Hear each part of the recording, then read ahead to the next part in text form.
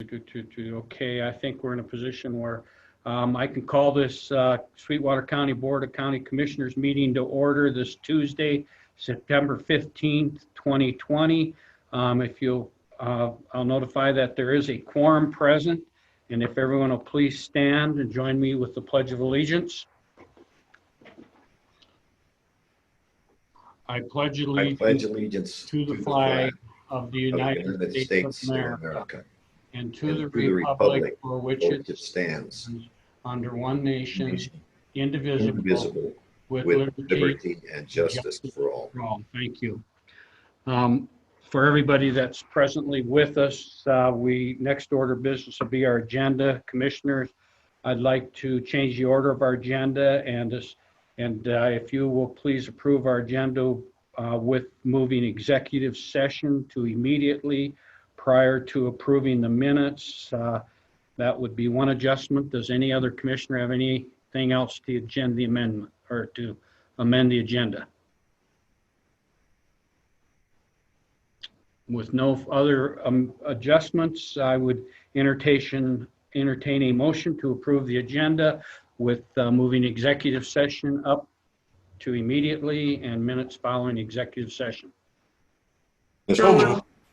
Okay, got a motion by Commissioner Johnson. Is there a second? Second. Second by Commissioner Lloyd. Any further discussion? All those in favor signify by saying aye. Aye. Aye. Opposed, same sign. Motion carries. In executive session, I would ask that Mr. McLean and our attorney please join us, as well as our other regular members. For those of you that are still, we will remove you back to the waiting room and call you back in as soon as our executive session is over with. At this point in time, I can't tell you whether there will be any action taken, but if there is any, it'll be taken after the executive session. So with that, we'll go into executive session, please. We have Mr. McLean. Everybody's here. Go ahead, Garrett. Is all the other commissioners okay with that? I'm okay with it. All right. So with that, Tim, are we ready to get going? Yeah, I'm recording, so go ahead. All right. So at this time, I'll call this meeting back to order. Recap for anybody is we did change our agenda due to technical difficulty because we're unable to video on YouTube. Therefore, the meeting's being recorded and will be put up later for viewing. We've made some adjustments to our agenda. We moved executive session in after approval of the agenda. There was no action taken in executive session, and we'll pick up on our agenda at that point in time. Also, we moved commissioner comments from early in the agenda to at the end. Also, we will have our public county resident concerns in its regular order, as well as at the end following county commissioner reports. And with that, that'll take care of any telephone calls that come in during the meeting. And then also we will address any comments again next week that we've received today or that type of thing. So with that, calling us back to order. First item on the agenda is approval of the minutes from September 1st, 2020. Commissioners, what's your pleasure? Mr. Chairman? Yes, Commissioner Shanefield. I will make a motion to approve them as presented. You got a motion to approve the September 1st minutes as presented? Is there a second? Second. Second by Commissioner Smith. Any further discussion? All those in favor signify by saying aye. Aye. Aye. Aye.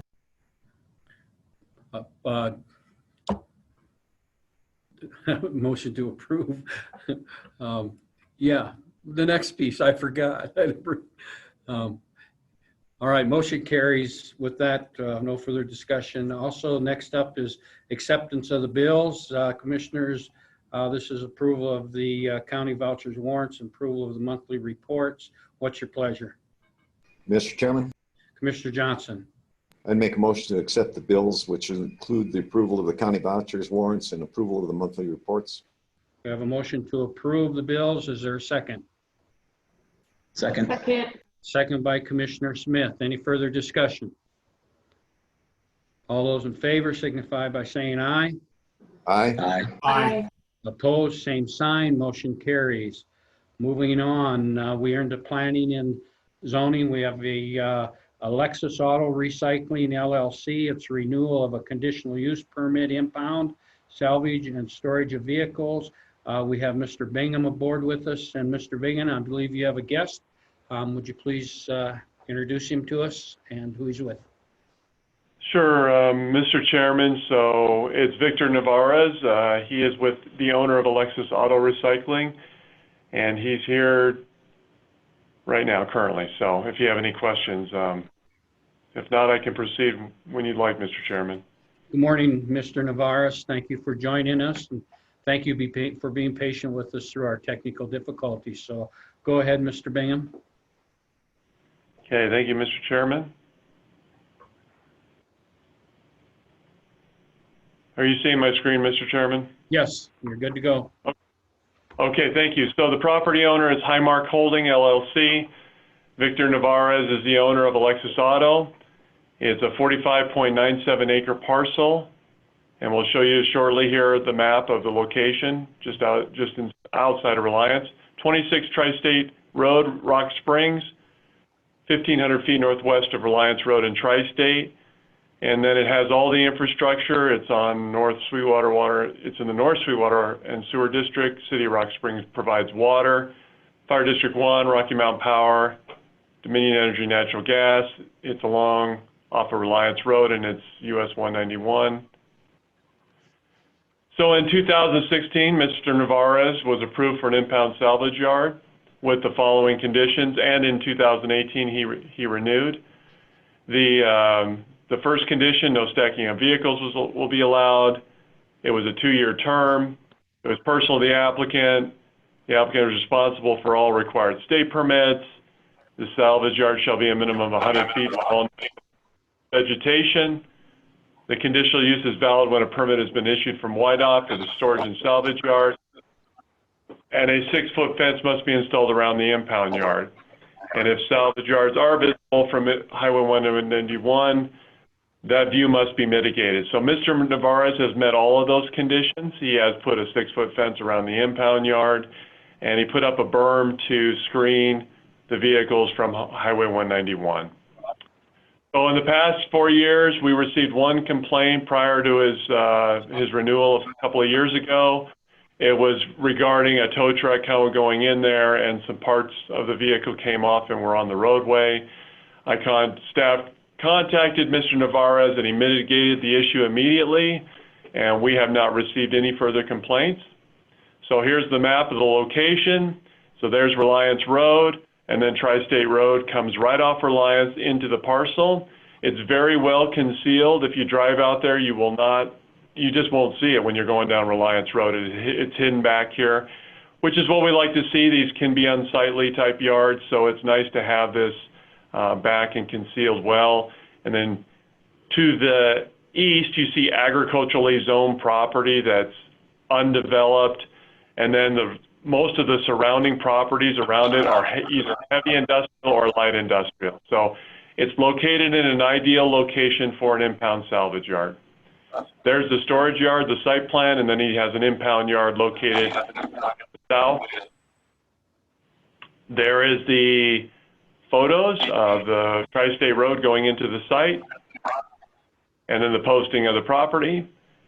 The review criteria is, as we look at all conditional uses, we want to make sure that it doesn't negatively affect other adjacent properties. There's no undue traffic congestion, and has adequate facilities. And the biggest thing is it doesn't adversely affect public health, safety, and welfare. And staff feels that he meets all this criteria. There is specific criteria for impound yards. They got to be 600 feet from a church, school, or residential zone district, or a mile from a recreational facility. It is well over 600 feet from a residential district, and it's 1.25 miles from the Reliance Park, so it meets those. And again, screening, the hazardous waste, Mr. Navarez takes care of that before the vehicles are stored in the back. And the screening, as I stated, he has put a giant berm out there and a fence around the impound yard as required by the state. No stacking of vehicles is allowed, and because the parcel is large enough, stacking is not necessary.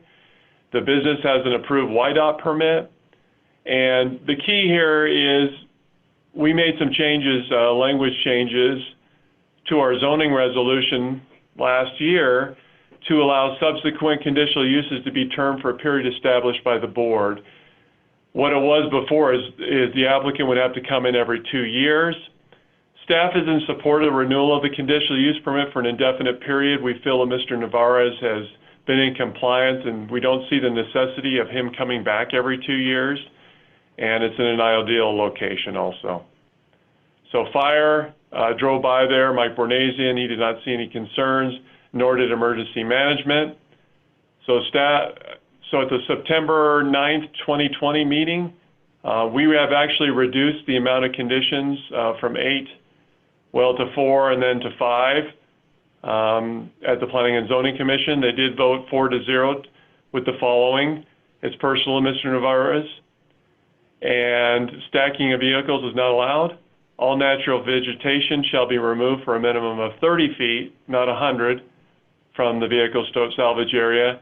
Screening must be maintained from the impound yard as long as the parcel is utilized as an impound salvage yard, and the conditional use is for an indefinite time period. That's all I have, Mr. Chairman. Thank you, Mr. Bingham. Mr. Navarez, do you have anything to add to Mr. Bingham's presentation? You're muted. You're muted, Mr. Navarro. There you go. Can you hear me now? I can hear you now. Okay.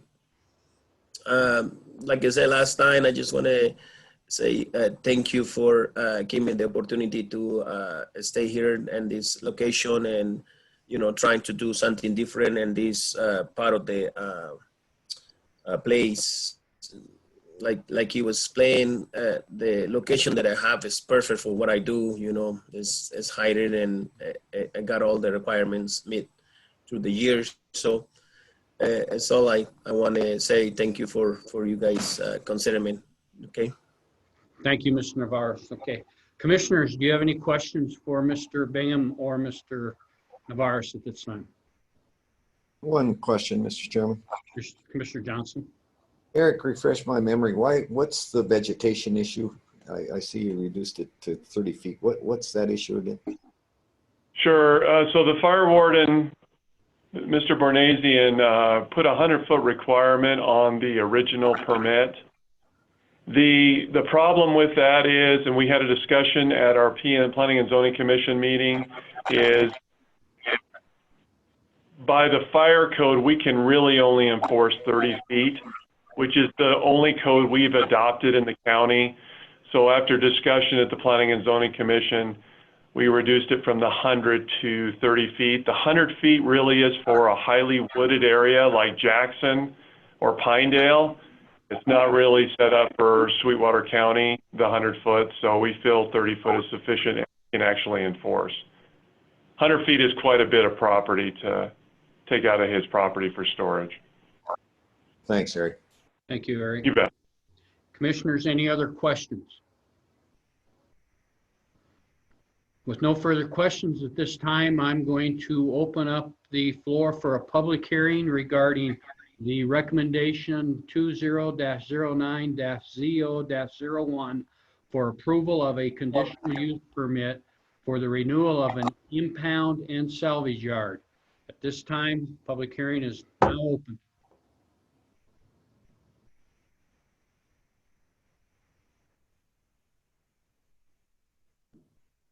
Calling for any public comment. There are no comments that came in through email. There were none, Tim? There were none Thank for you. this. Thank you very much. Appreciate that. Any public comment?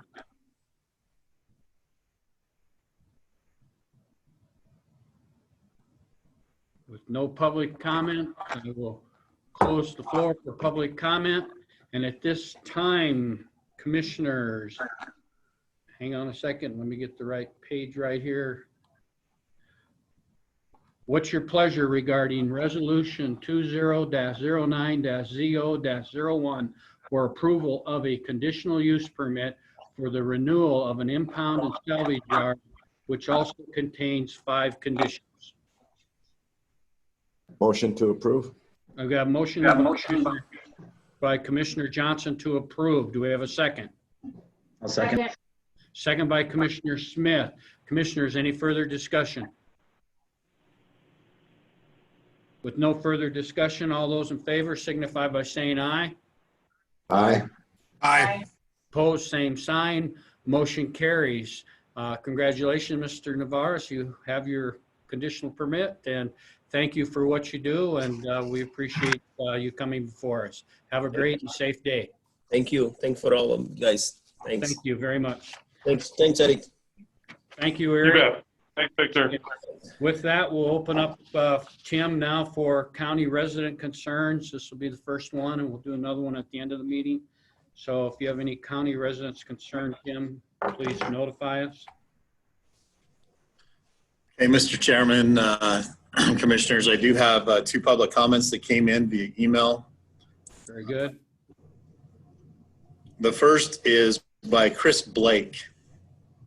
It says, "Good morning, Honorable County Commissioners and County Clerk. Thank you for the opportunity for comments and questions. Why is 6-1 being diverted to the events complex when the Civic Center is in my backyard? The Civic Center has been the polling location for 6-1 for many years, as far back as I can remember. Why is early absentee polling location only open for 2 weeks? I refer you to Wyoming Statute 22-9-125A2 and County Commissioners Resolution number 20-05-CL-002. The statute and resolution says the absentee polling place shall be open during the period allowed for absentee voting. Secretary of State Directive 2020-02 was only for the primary election. Has another directive been issued? Thank you, Chris." And then the next one, this is a little lengthy, so apologize in advance. This is by Megan Jensen. It says, "Hi all, my name is Megan Jensen and I am contacting you today for the first time ever. I'm doing so because I have not stopped getting communications about polling issues since August 18th. I can only imagine the hurdles that the county clerk offices have faced dealing with the new everything. I certainly can relate as can many others. There never seems to be enough time, energy, or money for anything these days. Here's the thing though, as the county chair of the Sweetwater County Democrats, I've been learning a lot about things that I have never known before, and I'm always working to better my knowledge and efforts that come with the title that I hold. I would like to ask for help at this point in time from the county clerk, the county commissioners, and anyone else that may be of assistance. I'll share a letter that I've received and also some concerns that I have heard and have had to try with the best of my ability and knowledge since the day of August 18th to collaborate on to find solutions. It is with hope that after I share these concerns, that there may be some solutions or collaboration on how to work through these issues that we can work together on to alleviate so we can lessen the amount of complaints so we can all get back to business as usual. I live in Rock Springs and I was astounded by the many people who do not have a vehicle or one that is interstate capable. Most people still did not understand that it was a thing or even where the drop-off ballot box was located. This was the most common issue. Number 2, voters still were unsure of the location of their polling place. I know that were postcards sent out, so thank you for whatever part you had in that. Voters felt insecure while voting at the polling place. I see this as a possible new tech issue, and when I went to the polling place mentioned in the letter below myself later that day at number 2, I did not have any issues, but would like to confirm whether or not the issues were or / are being resolved. Here's one written communication that I've received. As a registered Democrat in Sweetwater County since 1981, I've never missed voting in either a primary or general election. When my husband and I were informed that our polling place would change from the Congregational Church to the White Mountain Library because of COVID-19 concerns, we made sure to arrive early to vote. I was the first person in line and was ready to vote at 7 a.m. We were standing in the hallway outside the Grace Gasson room, and a few minutes before 7, a worker came out and told all of us waiting in line to go outside the library and wait because the voting machines weren't working yet. We complied and went outside. At exactly 7 a.m., I went back inside and told the workers it was time to let me in to vote. I walked to the closest poll worker to give my name. The elderly man, David Aldred, was trying very hard to register me on an electronic pad miserably. I stood there for 10 to 15 minutes while he stumbled around. I kept asking him to get someone to help, and he finally asked a woman who seemed in charge. It was upsetting to see that she, as well as other workers in the room, did not wear a mask. It is a bit ironic, isn't it, that my polling place had to be moved across town because of COVID concerns, and yet the poll workers were not wearing a mask. You need to make sure that this does not reoccur on November 3rd. The woman in charge could not figure out what was wrong and why I could not get registered. She finally called someone on her phone, who in turn couldn't understand why the electronic pad wouldn't work. Took another 5 minutes to figure out the Wi-Fi wasn't working. Shouldn't that have been checked out before Election Day? By this time I was furious and began yelling voter suppression. I demanded a paper ballot, and after fumbling around to give me the correct ballot for my district, I finally voted 20 minutes after being first in line. But as I was putting the paper ballot into the voting machine, it would not count. 3 people came over to figure out why not. It was because the workers who had torn the ballot off the pad had bent the top part, and it could not be put into the machine until it was flattened out completely. I can't believe how such ineptness could occur on Election Day. I'm extremely worried about voter suppression now that all this has happened. I intend to go to the county clerk's office, pick up a ballot in person, and vote early. There better be a ballot box there so no one touches my ballot but me. Why don't you make sure those of us in Rock Springs can deposit our early ballots into a ballot box in Rock Springs instead of having to do so in Green River? That can't be a difficult task to accomplish. If you really want to serve our constituents, then make sure the general election runs better than the primary did. A concerned voter. And I only have a few solutions that I can suggest. Seeing a drop-off ballot box in every town in Sweetwater County, including out by the Trona mine, sounds like a utopian request. One in at least Rock Springs could help out immensely. As far as the communications issue, I haven't found a way to reach everyone all the time with all the information that they want or need. I'm also not a techie, so I wish you the best in that area.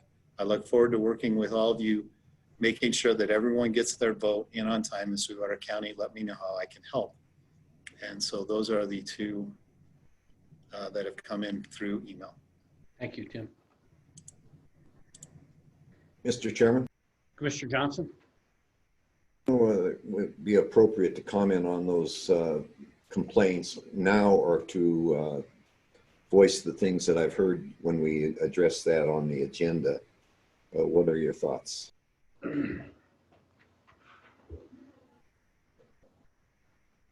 Yeah, I guess I didn't think about that. I don't think it will matter either way, Commissioner Johnson. We do have an agenda item, but again, too, I'd hate to see us set a precedent to start addressing comments, you know, at this point in time through the public comment area, make it a listening time. But again, too, I'm also always a firm believer that a commissioner should be able to voice their thoughts when they feel appropriate. So I'll leave that open to you. I'm not the type person to say, hey, this is not a place we're going to talk. I think if we have something to say, we need to say it. Okay, I'll say it then. I've had many complaints about what's happened with this polling places, consistent with what the messages were that just delivered. Specifically, the one 6-1 is one I've heard the most on of the changes. So I agree with them. I think that we should. I would hope that the clerk will listen to what's going on there, and this would not happen again Maybe it's too late to revise it because we've got a resolution where we're going to take action.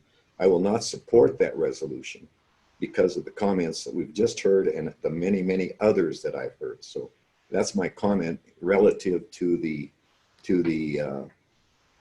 county residents' concerns that we've just listened to. Thank you, Commissioner Johnson. Tim, anything else come in?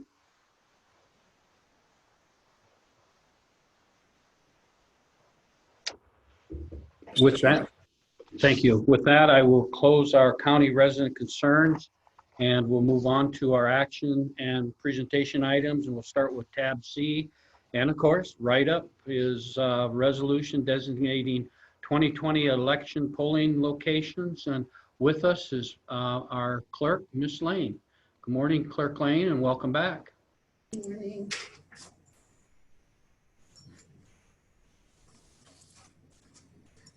Hello. Hello. Okay, so what I have before you is a resolution with the polling places location changes for the general election. I am requesting that we open up the outlying areas that are listed in the packet and to leave the Rock Springs Green River for the general election areas the same as they were for the primary, since everybody's now voted, and to save some confusion on where people should vote. We did our best to get everything out there, answer questions for the public to know where to go for their polling locations. We did have lots of calls and people coming in or, to ask those questions beforehand. And I have had two calls about polling locations. That's all I've received. One was about opening back up some of the outside locations. That was our main concern. And now that it's been lifted, that is what we are planning on doing. Okay, thank you. So commissioners, we have a resolution before us. Do you have any questions for the county clerk, Ms. Lane? Commissioners? Mr. Chairman? Mr. Johnson? Yeah, I have a question for the clerk. How did you arrive at these new locations and what input did you receive? And from where did you receive that input? Was this a directive from the state or is this something that was done in the clerk's office? No, we had a directive from the state to reduce our polling locations to 7. We did get 2 variances to open up a couple of the outside locations, which was Farson and Wamsutter, to give some less miles for people to have to drive from Bear Oil. Then we went through each precinct and the numbers of registered voters in those precincts, and we split it out according to trying to make the numbers as even as possible at the different polling locations, and depending on the size of the polling location, how many voters it could withstand without having extremely long lines. Okay. Other questions, Commissioner Johnson? No, I hear what she's saying. Thank you. Other questions for the clerk regarding the resolution? Mr. Chairman, Commissioner Smith? 2 questions. One, with the absentee, is that bringing it here to the courthouse? Is that the only option for people? At the moment, yes, they have to be under surveillance 24/7. So we had the new camera installed out in front of the courthouse in order to have the higher resolution so we could see people's faces in case of any type of defacement or vandalism to the ballots. And we also check them 2 to 3 times a day in order to get them processed and in the system and in the proper order and locked up for the for election day. So to have them all over the county, they have to be in my possession. The statute said it must be in the county clerk's possession. So that's why they come to the courthouse. In regards to the early absentee voting, that was, you can bring your ballot anytime. You can come in and bring your absentee ballot to the courthouse. We are an absentee polling location. However, the early vote center was something different because you can come in for those couple of weeks to early vote in the machine. That was something that was given an exception during the directives. Okay. And we have part-time staff that comes in that we pay in order to man those machines. Good. And then secondly, I guess, is the concern of the training from that letter is that, We how do you give feel about that? training. Yeah. We give training and we rely on people to do those things. And we have a Wi-Fi issue. That's number one on the list, is to turn the Wi-Fi on. And so we did go through and help people, and we could check from the courthouse who didn't have it. So we went through and called everybody who wasn't up and running to make sure they got those things done. We are looking at possibly not doing electronic poll books this next time and just going back to the paper poll books in order to make the general run a little smoother with the electronics. As we can see, I mean, just with our meeting this morning, and we even have our IT guru here, and we still can't quite figure it out this morning. That Right, and happens, so, right? and we do have people who don't always use a lot of electronics that help us, and some were up and running smoothly, and others we had poor connection. Varsity didn't ever really get connected, so they just did the paper poll book. And so we made it work that way, and they did the best they could out there, and I can't be everywhere, so we were on the phone helping them through those problems. And finally, are the 9 locations, so you got 7 and then the variance for 2, is that the max that the state will allow? No, that has been lifted. So we're opening up Bear Oil, Granger, Washam. We're opening back up the All outside. It's just the inside locations with the judges. We do have judges set up for all the outside locations, and we will have those. It's just everybody kind of knows where they're going right now. They've already voted in the primary, and inconvenient, I know for some, but the majority is already set up, and I haven't had too many issues or concerns brought to my attention. And for this general, I'd like to leave that in order to stop more confusion of people going to where they just voted in August. And then next time around, hopefully we can just open it back up like we've always done. Okay, thanks. I say, you know, it's unique circumstances and trying circumstances, and I think you've done the best you can with the hand you were dealt. So I say kudos and good job, and keep it up, keep trying. All right, thank you. We'll try not to have COVID next time. Yeah, please. If you could stop that, that would be nice. All right, Who's thank in you. charge of that? Thank you, Commissioner Smith. Any other questions? Yeah, I have one. I had 3, but Jeff asked 2 of them, so great minds think alike. And so we'll go with just one of the 3. It does sound like some of the concerns really specifically from the letters came from that polling place that used to be specifically at the Civic Center, correct? Had we thought about utilizing that as a polling place as an expansion too? Or, based on some of the feedback? It is a polling location. We just had to move the boundaries a little due to the numbers. It's one of the large locations, and in order to make those lines shorter and not have as much congestion, we had some boundary changes to put some precincts into other locations that would normally have gone to another because we had to consolidate down. That's where that happened. It was a boundary line with numbers for a precinct. All right, thank you. Anything else, Commissioner Lloyd? Not at this time. Any other comments, commissioners? Mr. Chairman. Go ahead, Commissioner Johnson. Just one I forgot to ask her is, I believe I know the answer to this, but is it possible for an individual to request by phone an absentee ballot? Yes. Yes, you can call in as long as you're a registered voter. You can call already registered. You can call in and request an absentee. And then, like I said, we've done our best to, I've put in the outside ballot box, which has not been here in the past, so that people can drop it by at night. We get a lot of overnight. People will drop off ballots, and I check it first thing in the morning at 8 o'clock to get those ballots inside and protected in our system. Thank you. Thank you, Commissioner Johnson. Any other questions, commissioners?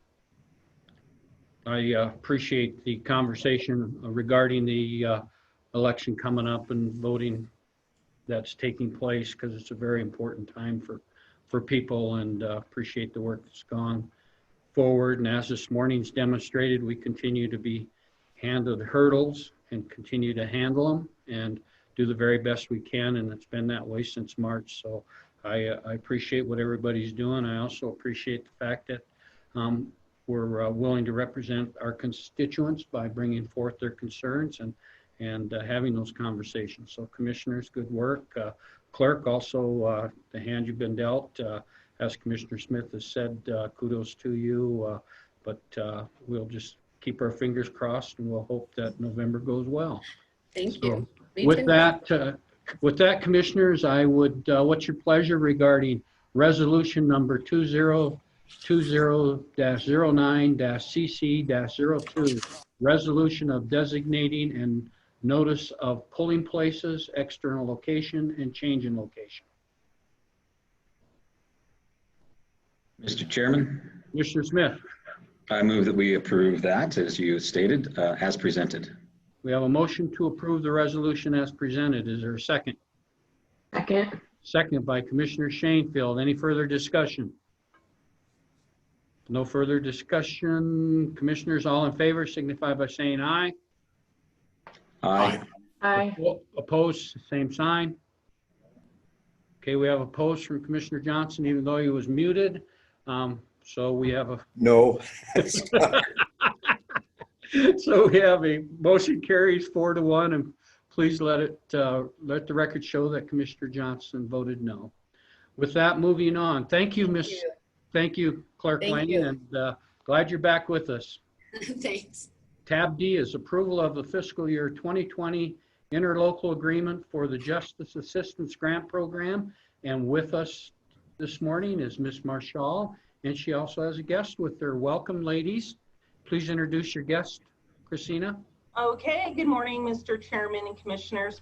I have Sergeant Amanda Salazar here from the City of Rock Springs Police Department. So, Good morning, Commander, and welcome. Morning.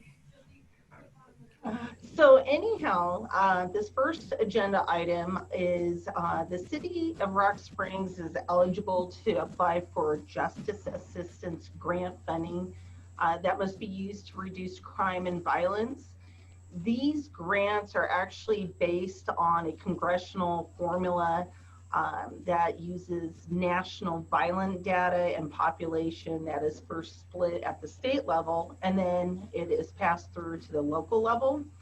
So Sweetwater County itself is not eligible to receive JAG funding, which honestly is not a bad thing. But as per the grant rules, it must approve the local project as a community partner. So the City of Rock Springs needs your approval to apply for this funding through this agreement. They're proposing to use the money for portable radios to carry out their responsibilities. This year, they've been allocated $14,693. Again, there's no cost to the county. Only Campbell County, one tribe, and 4 municipalities are eligible for this JAG funding. And again, that's primarily because of the crime data. The Sheriff's Office supports this project, and if approved, this grant would be awarded directly to the City of Rock Springs and not Sweetwater County. And with that, Sergeant Salazar, would you like to add any information for the commissioners, or commissioners, do you have any questions? Sergeant Salazar, do you have anything you wish to add before I open the floor up for questions? No, sir, I don't. All I just want to say is we appreciate you taking the time to allow us to present this to you.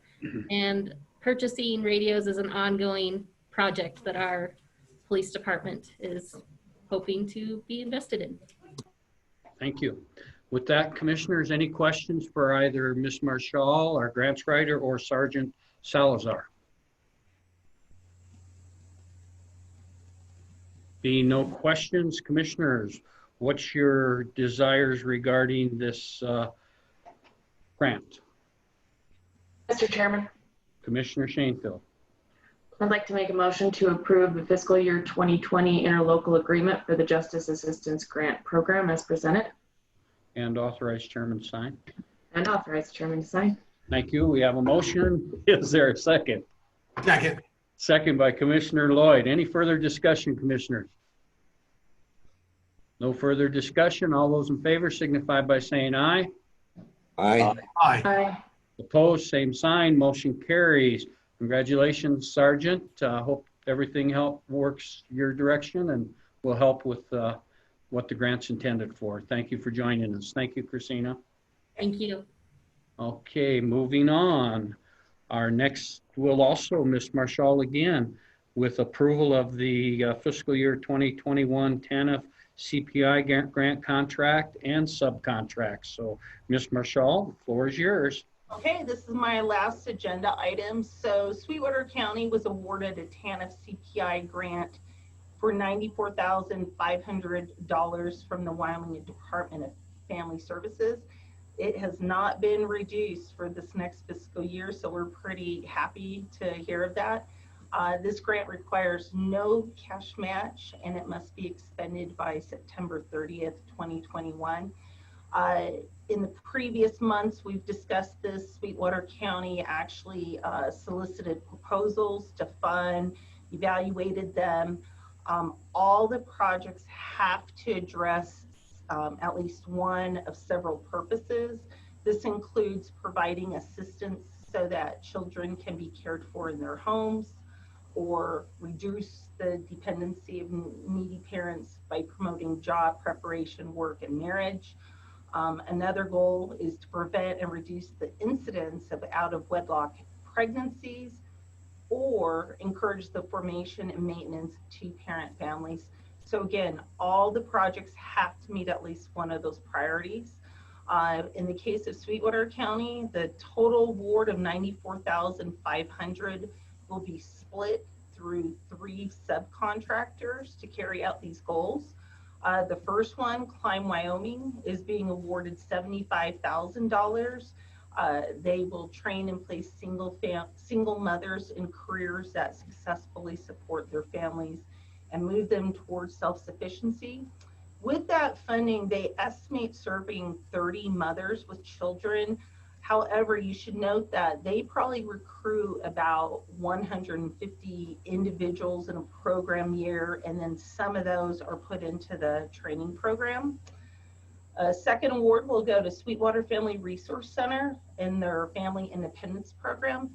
Now, they're being awarded $4,500, but I just want to note that I am securing a lot of additional funding for them. So it seems like a small award, but there's more coming down in the next few months. So they're proposing to provide basic rent, utilities, basic needs assistance, and then at the same time, they take steps forward towards self-sufficiency.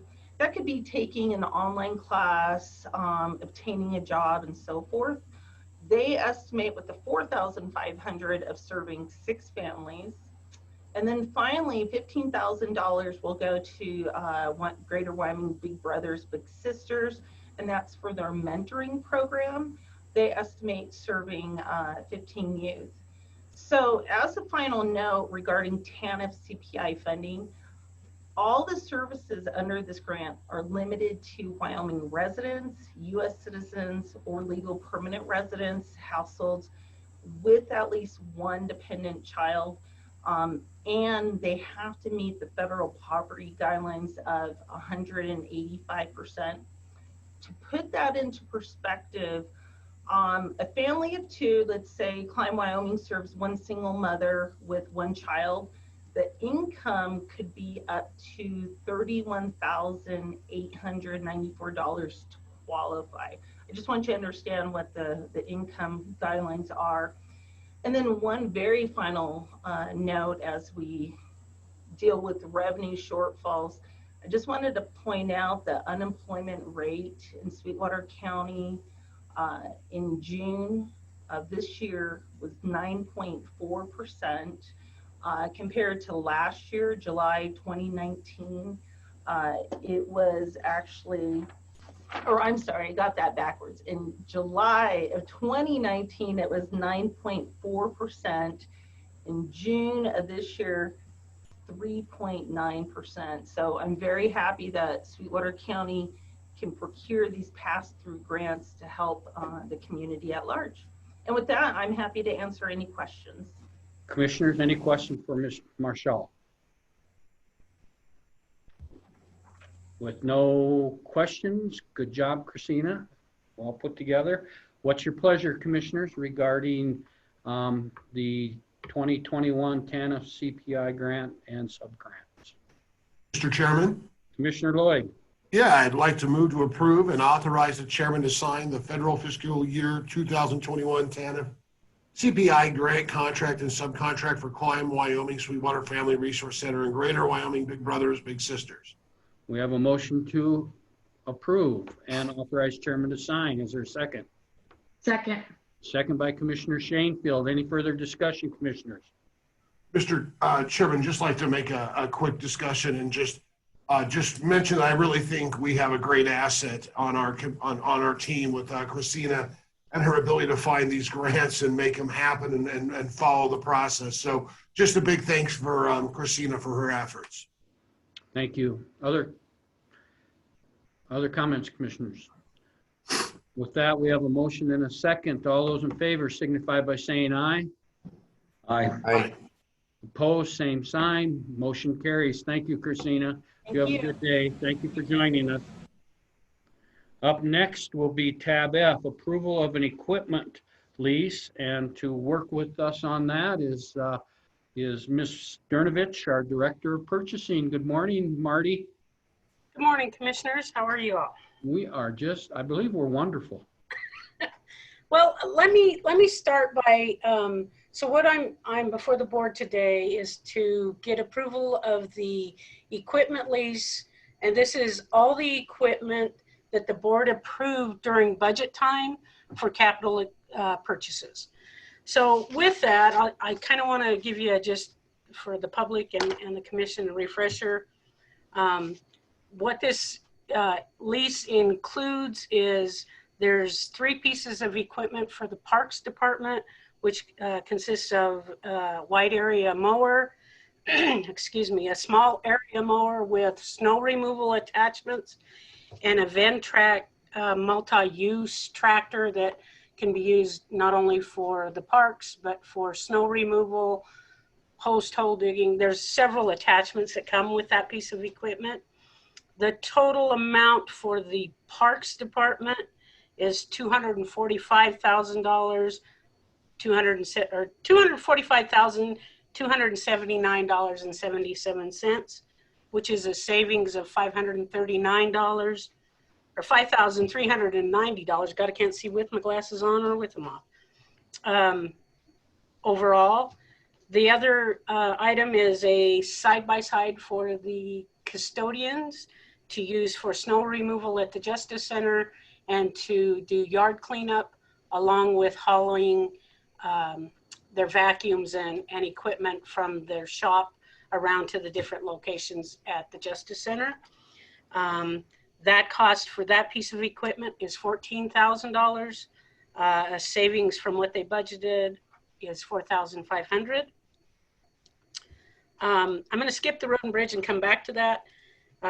The other one is the Sheriff's Department. It's for 2 patrol vehicle Tahoes, 1 3/4 ton pickup, 1 cabin chassis to put a flatbed on to pull the Thiokol or the Snowcat, and the other one is a sports size SUV. The total cost for that was $195,397.29, which is $6,397 over what they originally anticipated. Coming back to the road and bridge, theirs consists of 2 3/4 ton pickups at a total cost of $67,774. 2 motor graders for $557,205. 3 stainless steel sanders for a total of $100,545. 2 dump plow trucks, and these are 2, just to give you some information, we piggybacked with YDOT on these purchases, which saved us a pretty substantial amount of money. The first truck, because we have trade-ins on both of them, one of them is $195,831, and the other one's $190,831. Moving back up to the wheel loader and snow blower, I left this for last because I just want the board to be aware. When the bids came in on the loader and the snow blower, the low bid was Komatsu. And so after we opened the bids, Gene and his staff, we went through the specs, and then they actually went out and viewed and actually operated both loaders, and then came back. I mean, we gave this a lot of thought, and Gene actually got on the Komatsu site, and they had a comparison where you can compare the 2 different loaders. So we used their comparison chart, put in our specs of what we'd requested, and the 2 bids that were the lowest and the second lowest bids, and we put those in. After going through that, Gene had picked out like 10 of the items that were the most important in their eyes as to what this loader needed to do. A few of those were the engine output, the horsepower, the engine output, the RPM output, the, let me see what else we had on here, the operating weight, and then something that was really important to them was the 3rd valve hydraulic pump and the PSI that puts out. Once we did that, the Caterpillar loader that we have put into the spreadsheet for the board actually scored higher, met our specs closer. There was only 2 items that it was below what we had requested. And so with that, Gene and myself felt that those were important items. So we are asking the board if it's okay if we award to the second low bidder, which was Wyoming Caterpillar, for the loader and snow blower of $236,533.43. So I guess I'll ask that first before I go on to the lease. Okay, thank you, Marty. Commissioners, questions for Marty? Commissioner Johnson. Mr. Chairman. Yes, Commissioner Johnson. Marty, I think there's one point that is important for us. I'm aware of this because I've talked to Gene about this. The snowblower attachment is the same on the Komatsu and the Caterpillar, but the big difference is the only authorized dealer is Wyoming Machinery. And Komatsu is not. So the need for any parts, etc., would have to come back through Caterpillar. So I think that's another item of consideration. And I do think that Gene and Marty have done a great job. I've looked at the comparisons. I understand that I've been involved with Wyoming Machinery for many, many years. Their service to support their equipment's unsurpassed. I saw that at Bridger Coal. I saw that at Atlantic City with U.S. Steel. So I've never seen a company take care of their equipment any better than Wyoming Machinery. Thank you, Commissioner Johnson. Commissioners, other questions for Marty regarding the items in question?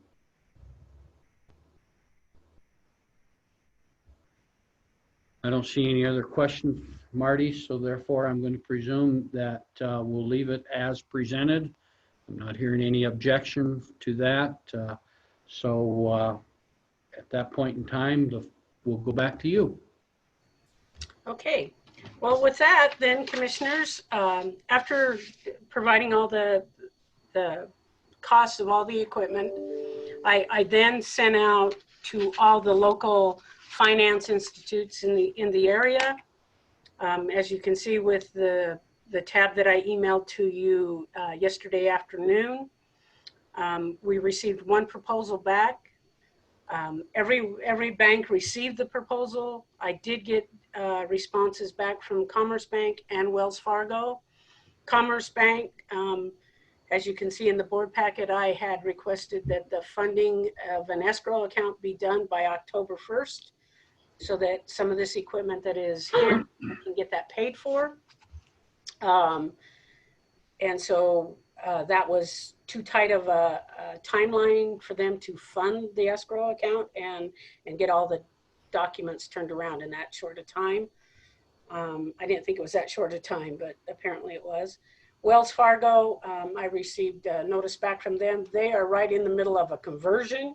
And so they just could not meet our deadlines with the conversion they had going on, asked that we keep them on the list for future financing needs. And I, of course, responded and told them we would do that.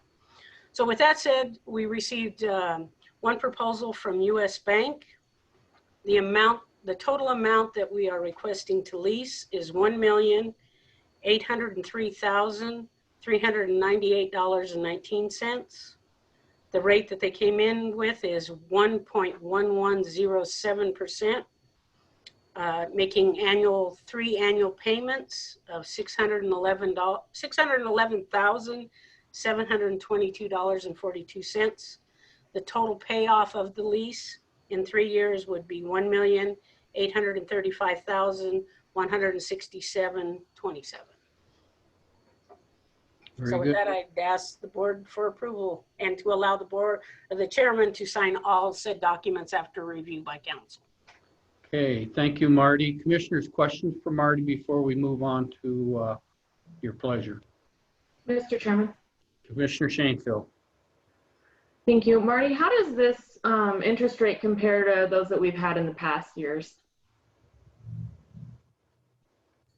Actually, last year's interest rate was 2.1, so it's actually came down. Wow. That's what I thought. Thank you. Mm-hmm. Thank you. Other commissioners, any questions? Mr. Chair, Commissioner Johnson. just a comment. I think this is the lowest interest rate that we've ever had. 1.11 is unbelievable. Unbelievable. Good point. I agree with you, Commissioner Johnson. Good job, Marty. Any other questions, commissioners? Okay, with that, commissioners, what's your pleasure? Mr. Chairman, Commissioner Johnson. motion to approve the amount of $1,803,398.19 and to run the lease through the U.S. Bank at 1.11, et cetera, et cetera. And authorize chairman to sign all documents. That's what I meant to say. That's when et cetera, et cetera, et cetera. I heard that. All right, we have a motion to approve. Is there a second? Second. Second by Commissioner Smith. Any further discussion? Commissioners? All those in favor signify by saying aye. Aye. Aye. Opposed, same sign. Motion carries. Good job, Marty. Thank you. You have a good day and you stay safe and be well. Okay. Thank you. All right, moving on. Now let's go on to tab G, which is a discussion on the COVID updates for the commissioners meeting room. And joining us is Mr. Legursky, our Public Works Director. Mr. Legursky, hey, congratulations, Grandpa, 2 times over within minutes. Within, yep, about 3 minutes. So yeah, they're a month old and they're doing well. They were 10 Congratulations. pounds, 5 ounces, and 7 pounds, 2 ounces. So Wow. Well, we hope Mother's doing well and Dad as well. they are. They got gray hair already, so they know what I feel like. Thank you. All right, floor is yours, sir. I'm just kind of trying to give you guys an update on the commissioner meeting room. As you guys have looked in there, I don't know if you have, we have almost everything tore out. And from the last meeting, what we were able to do is take a lot of measurements and figure some more things out. And what I would like to do is ask you guys if it'd be okay if we made some other changes. You know, in there, we could add a door And what basically we're going to do is if we can move one of the other commissioners and have 4 commissioners in the back hallway, that would necessitate moving 2 people out of that hallway to different offices. We do have offices around. And then that would allow Sally to move into one of those 2 offices, either Lauren's or Commissioner Johnson's. And what we were thinking is moving her into Commissioner Johnson and making a pass-through door into that back hallway. That way you guys can come in off of that hallway directly in there. It's more secure. It also makes better flow. The other thing we could do is if we didn't want to do that, we would have to reconfigure Sally's desk, make it smaller, and probably not have the workspace that she needs to be able to adequately do her job. But we could do that also. So. All right. So if I follow in your mind, it'd be rather originally we planned to move 1 commissioner. Yes. And leave 1 and leave Sally, or leave 2 and leave Sally. Correct. Now we're asking to move 2 commissioners, leave 1 and leave Sally, and also to reconfigure that somewhat so there's a pass door out through that, which would be Commissioner Johnson's office right now. Correct. Believe it or not, if you look over his left shoulder, that window would disappear and it would be a door. Okay. And it'd almost line up with Commissioner Lloyd's door in his office. Pretty close. All right. What does that do anything to the meeting room? No, the meeting room would stay exactly the same, but after we took all the measurements with the ramps, actually laid it out and would ever take real measurements. We tried various things. The main problem that we're having is when I first spoke to you guys about this is when we put you guys up on, and I don't want to say this in a facetious way, but a pedestal, the 6-inch ramp, I guess, going into it, that is for the HVAC to be able to draw air from the room in that because of, if you look at the bathroom and the opposing closet that's right next to it, there's about a 3-foot dead space in there that has return air going through it, and we can reroute it, but we need to reroute it through the where you guys will be sitting in that room. And that being able to do that, raising you guys up necessitates that ADA ramp that we need to put in to be able to get to that. Okay. And laying all that out, it makes more sense. We can still make it work, but it makes more sense. And if we're going to do it, I feel we should do it correctly. Thank you. Okay, commissioners' questions. I'm sorry I started out with that, but I should have let you go first. But anyhow, commissioners, questions for Gene regarding that desire for change in that office area. Mr. Chairman? Commissioner Johnson. Well, I have a little problem with Sally booting me, but other than that, as you know, as we heard from Mr. McLean, Mark Cott has made a request. He's been with the county so many years, and he like not to have to move before he leaves this year, which would be sometime in December. Gene, what would the timetable be for all of these movements? We would need to really take a look at it and move. I know I've spoken with Bonnie and she's got audits coming up. Obviously, she doesn't want to be moved there. We might have to scrunch Sally in a little bit closer, but we do not have to build the ADA ramp until we're actually occupying the building or the room, excuse me. So she could still have that. And what our plans are is to get the wall up right behind Sally's office. And unfortunately, boot Commissioner Smith out of his office right away. And then complete everything in the commissioner's room and then move everybody so we can look at that. My goal, to be honest with you, was to be finished by Thanksgiving. That way we could get all the receipts and everything to Christina to fulfill the grant requirements by the end of December. But if we have to wait on some of that, we can wait on some of that. I didn't exactly answer the question I had. Is there a possibility of leaving Mark in his office? Yes. Thank you. Thank you, Commissioner Johnson. Other commissioners' questions?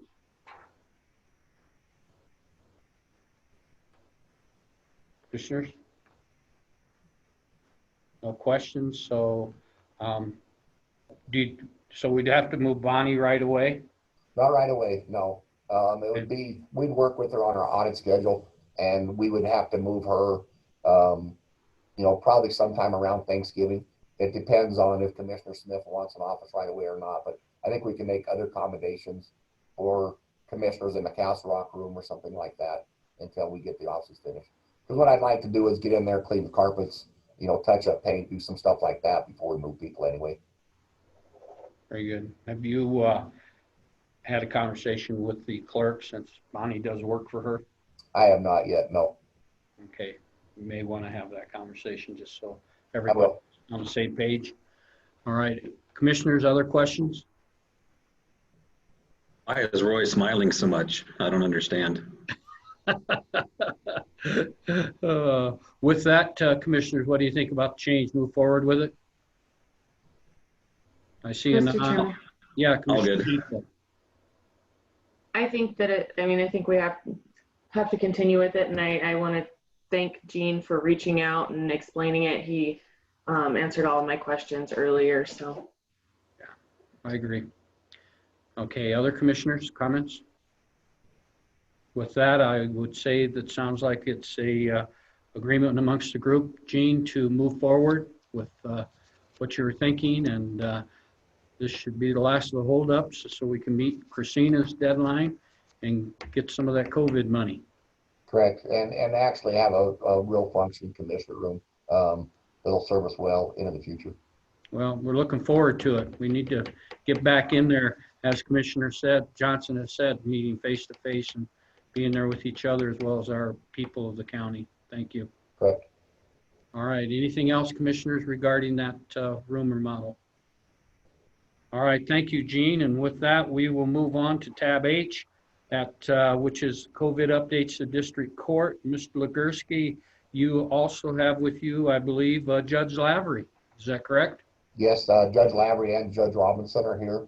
And what this is the court's got COVID money to be able to continue on technology upgrades so they can handle jury trials and everything. And basically what it is adding more outlets, adding TVs, adding hotspots and stuff like that so they continue having court in this way. They have the same deadline that we have. All the courts in the whole entire state of Wyoming are being upgraded this way. And when we met with both judges and the contractor that is doing this, one thing that the state isn't paying for at this moment right now is for the power to get in the various places where they need to be to run this equipment. I do have the budget money now currently in there, but at some point in the future, if we do not get repaid back from the state for this, I may need to come to you guys and ask for a budget amendment to cover some stuff next year, January, February, depending on where we are on our other projects. This was completely unexpected. And I just want to make sure that you guys are aware of that so we can proceed forward. Okay, thank you, Gene. Good morning, Judges Robinson and Judges Lavery. Welcome and glad you could be with us this morning. Would either one of you want to comment with regard to this? I'd be happy to. Can you hear me? Yes, we can, Judge. Thank you. So as Gene mentioned, this is, again, some COVID funding that's become available. It was unexpected, to be honest. And I think from the state perspective, probably because I don't think that the Supreme Court thought that there would be adequate funds to do something like this. And then come to find out, it was really difficult for a lot of agencies around the state to be able to take advantage of this because, as you know, it has to be spent by the end of the year. In any event, this allowed the court to kind of implement some planning that had been going on pre-COVID to get some technology into the courtrooms. And I have to tell you, had this money not become available, we would be looking at this same technology years from now. I would probably be gone by the time that it got here. It's going to give us the opportunity to have, like in my courtroom, I'll have an 80-inch monitor above the bench, two 70-inch monitors along the side that will actually swivel 180 degrees so the audience could see or the jury could see. There'll be 20-inch monitors on every counsel table, on the bench, on Donna Bobak's desk, on the witness stand, 2 microphones on every table. We'll have some microphones that don't unwired mics. I can't think of the terminology for all of that, but and all of it will be Wireless. plugged together. Wireless, there you go. But it's going to be incredible what we're going to be able to do in the courtroom. And in this COVID time, we started doing jury trials the 1st of August, and I've had 3 so far, and it is quite the trick to conduct a jury trial. We have the jury sitting in the audience, 6-foot distancing, everybody wearing a mask, the witness sits in the jury box. We're using the other courtroom as a jury room so that people can distance in the deliberation process. It's just been an amazing effort. And as an aside, I have to thank the county, the cleaning staff, the maintenance staff. They've been there on the spot every time we need them, and we wouldn't be able to do it. And there are courts around the state where their counties are not helping, and they're not having jury trials. They're not serving their citizens. So kudos to Sweetwater County for helping us with that. But you know, the old line of demarcation that was established a few years ago, where the county brings the power to the wall and then the state brings the technology from the wall on out, is what's at play here. And as far as money available from the state at some point to help with the electrical, here's my fear. There's not going to be enough money to get every court done. We're kind of one of the bigger courts, so we're closer to the front of the line. I think they're going to get towards the end of the line and run out of funds. And not every court's going to get upgraded, but it's a critical upgrade. Nate Goddard from the Supreme Court told me that the average, and our court isn't getting the most technology because we're not, you know, we don't have 4 tables as an example, but it's about $250,000 a courtroom. And we're doing not only Judge Robinson's courtroom and my courtroom, but also the small courtroom where the law library is. So we'll have technology in all 3 places. So please help us with the electronics, I guess, or with the electricity if you can. We're begging. Thank you, Judge. You're welcome. I can only tell you from a personal standpoint that what you and Judge Robinson and other judges are doing for our citizens of Wyoming are so important that I don't think we want to let electricity get in the way of taking care of what needs to be done for our citizens. So that's my comment on it. With that, Judge Robinson, did you have anything to add? I don't. I think Judge Lavery did a great job of explaining what the situation is. And I guess I would add, Judge Lavery has been the lucky one for some reason where he is continuously having trials, and he still has at least 2 more, he thinks, in the next month or 2 that have to be tried. And I've been able to watch them by video.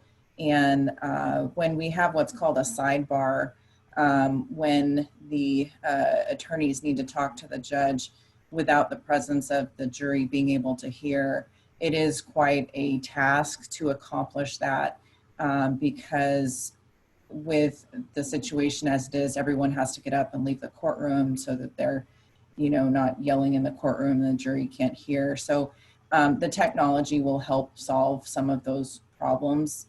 So it really will be a true blessing to have some of this technology come in, and it certainly will help with some of the issues that we're having due to COVID. So we really do appreciate any help that you can give us, and thank you for listening. Thank you. Thank you. Anything else to add, commissioners?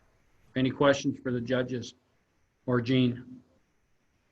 So Gene, the only thing I would comment on would be that as we move forward, even with the electrical, you know, if we can work it out to where it might get covered for reimbursement, it's always a positive. But unless I hear otherwise from the other commissioners, I think it's we're there to support you, and we're there to support our judges and our courts, and we do want to make it not only work for them but for the citizens of Sweetwater County. So I think this commission will always be there to stand behind its courts as well as the needs of the county.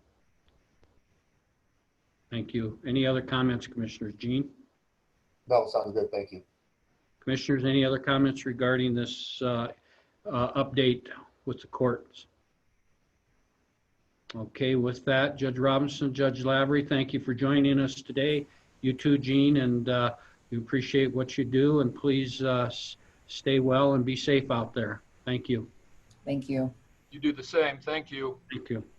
Okay, moving forward with tab I, we have another, it's Energy Vision and Wyoming Investment Update, and I believe we have Ms. Sharon Vane with the, to handle this item. So Ms. Vane, are you out there?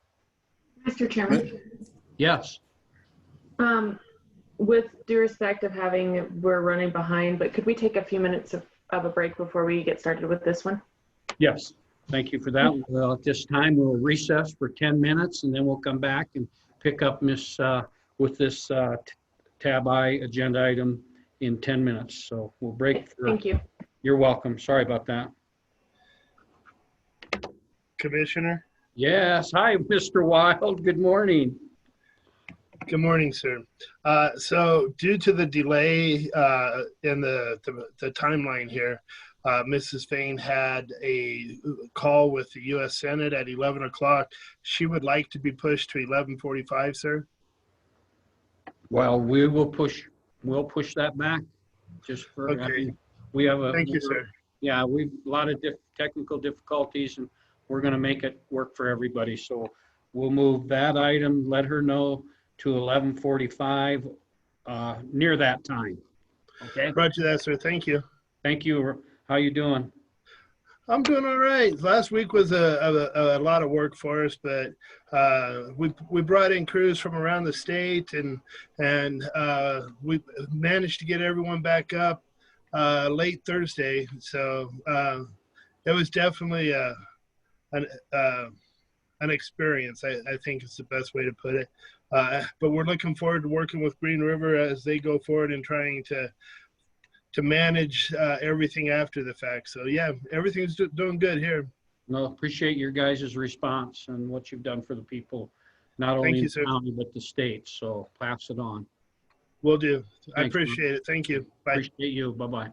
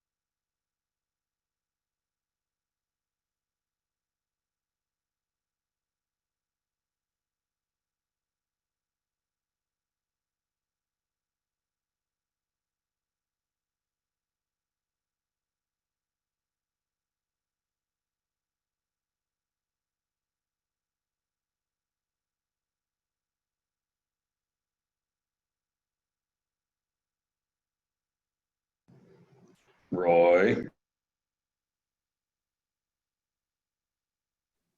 You doing okay, Roy? Good to hear. I'm glad. I'm glad I breathing. can- Hey, I'm smiling today, Jeff, as you noted, so it means it's good. Excellent. That's good to see. I was actually smiling thinking that haha, I don't have to move offices. So I'm happy that I got this one at the beginning. Ha ha, you're right. Yeah. What happened? Doggone it. Oh, well. What happened? It'll work out. Yeah. Could always It's draw all good. pause. Wherever, I'll be fine. Okay. I was joking. Yeah, we're good. We're good. Okay, I see everybody's back. We'll just wait for Tim to take down the break sign and get us going.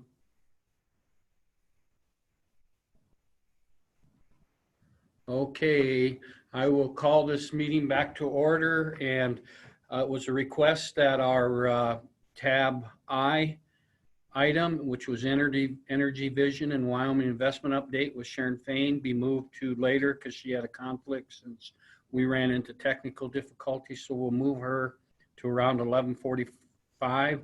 So we'll move on with tab J, which is the 2020 general election guide. And here with us to talk to us about that is Miss McMichael. Are you out there? Did you almost forget how to say my name? Chelsea, I know. I wasn't looking for a picture. I was looking for names on everything. And go, where is it? Where is it? Yeah. Anyhow, welcome, Chelsea. Thanks for joining us again today. And the floor is yours. This will be quick and painless. I just have the general election guide coming up. Basically just like our primary guide that we just put out last month. Last month you guys did a full page in the primary, and I built you that. You sent comments back saying you liked the ads, so I was just going to see if you wanted to do another full page in our general election guide. Okay, commissioners, any questions for Chelsea?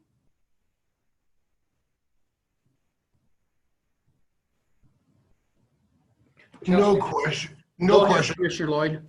Just a comment. I once again would support getting this information out, utilizing the the Rocket Miner.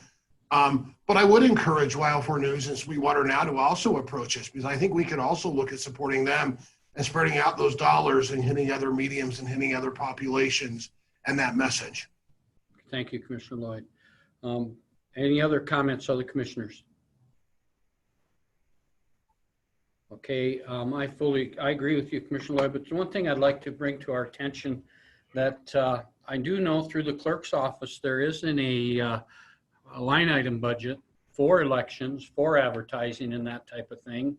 And I'm wondering, with this times and efforts where, budget constraints are where they're at, what's the idea of partnering with the clerk's office, since she already has a budget for this, and have Chelsea visit with the clerk and see if they can't have something put together. Chelsea? We do actually. We have a whole bunch of different things that we have put together. You guys, the clerk's office for the elections has a full section giving all of the polling places, the IDs that people need to bring,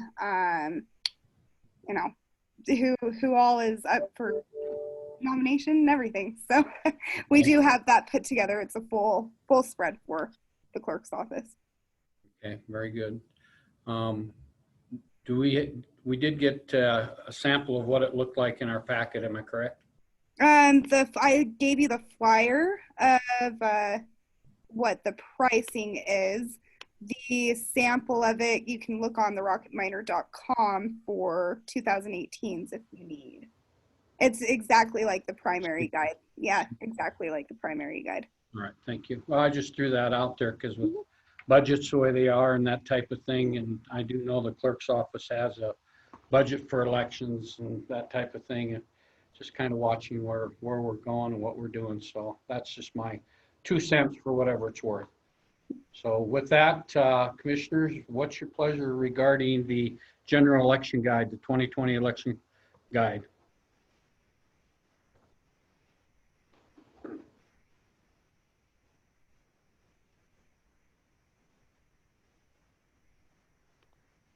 Commissioners? Your pleasure.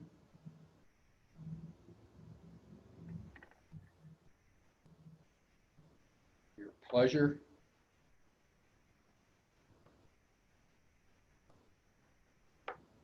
Well, Chelsea, we can't get a motion off the floor, so that means everybody's thinking hard. So if there's a change, I think we'll get back to you, okay? Yep, totally fine. And thank you. And I will talk to you soon. Thank you, Chelsea, and you stay safe. Yep, bye-bye. Bye-bye. All right, going into tab K, which is a request to restaff a vacant position in the detention center. And to run us through that agenda item, we have Mr. McLean, our HR director, as well as our sheriff here this morning. Good morning, Sheriff. How are you? Morning, Commissioner. We're doing well. Good. Good morning, Mr. McLean again. The floor is yours.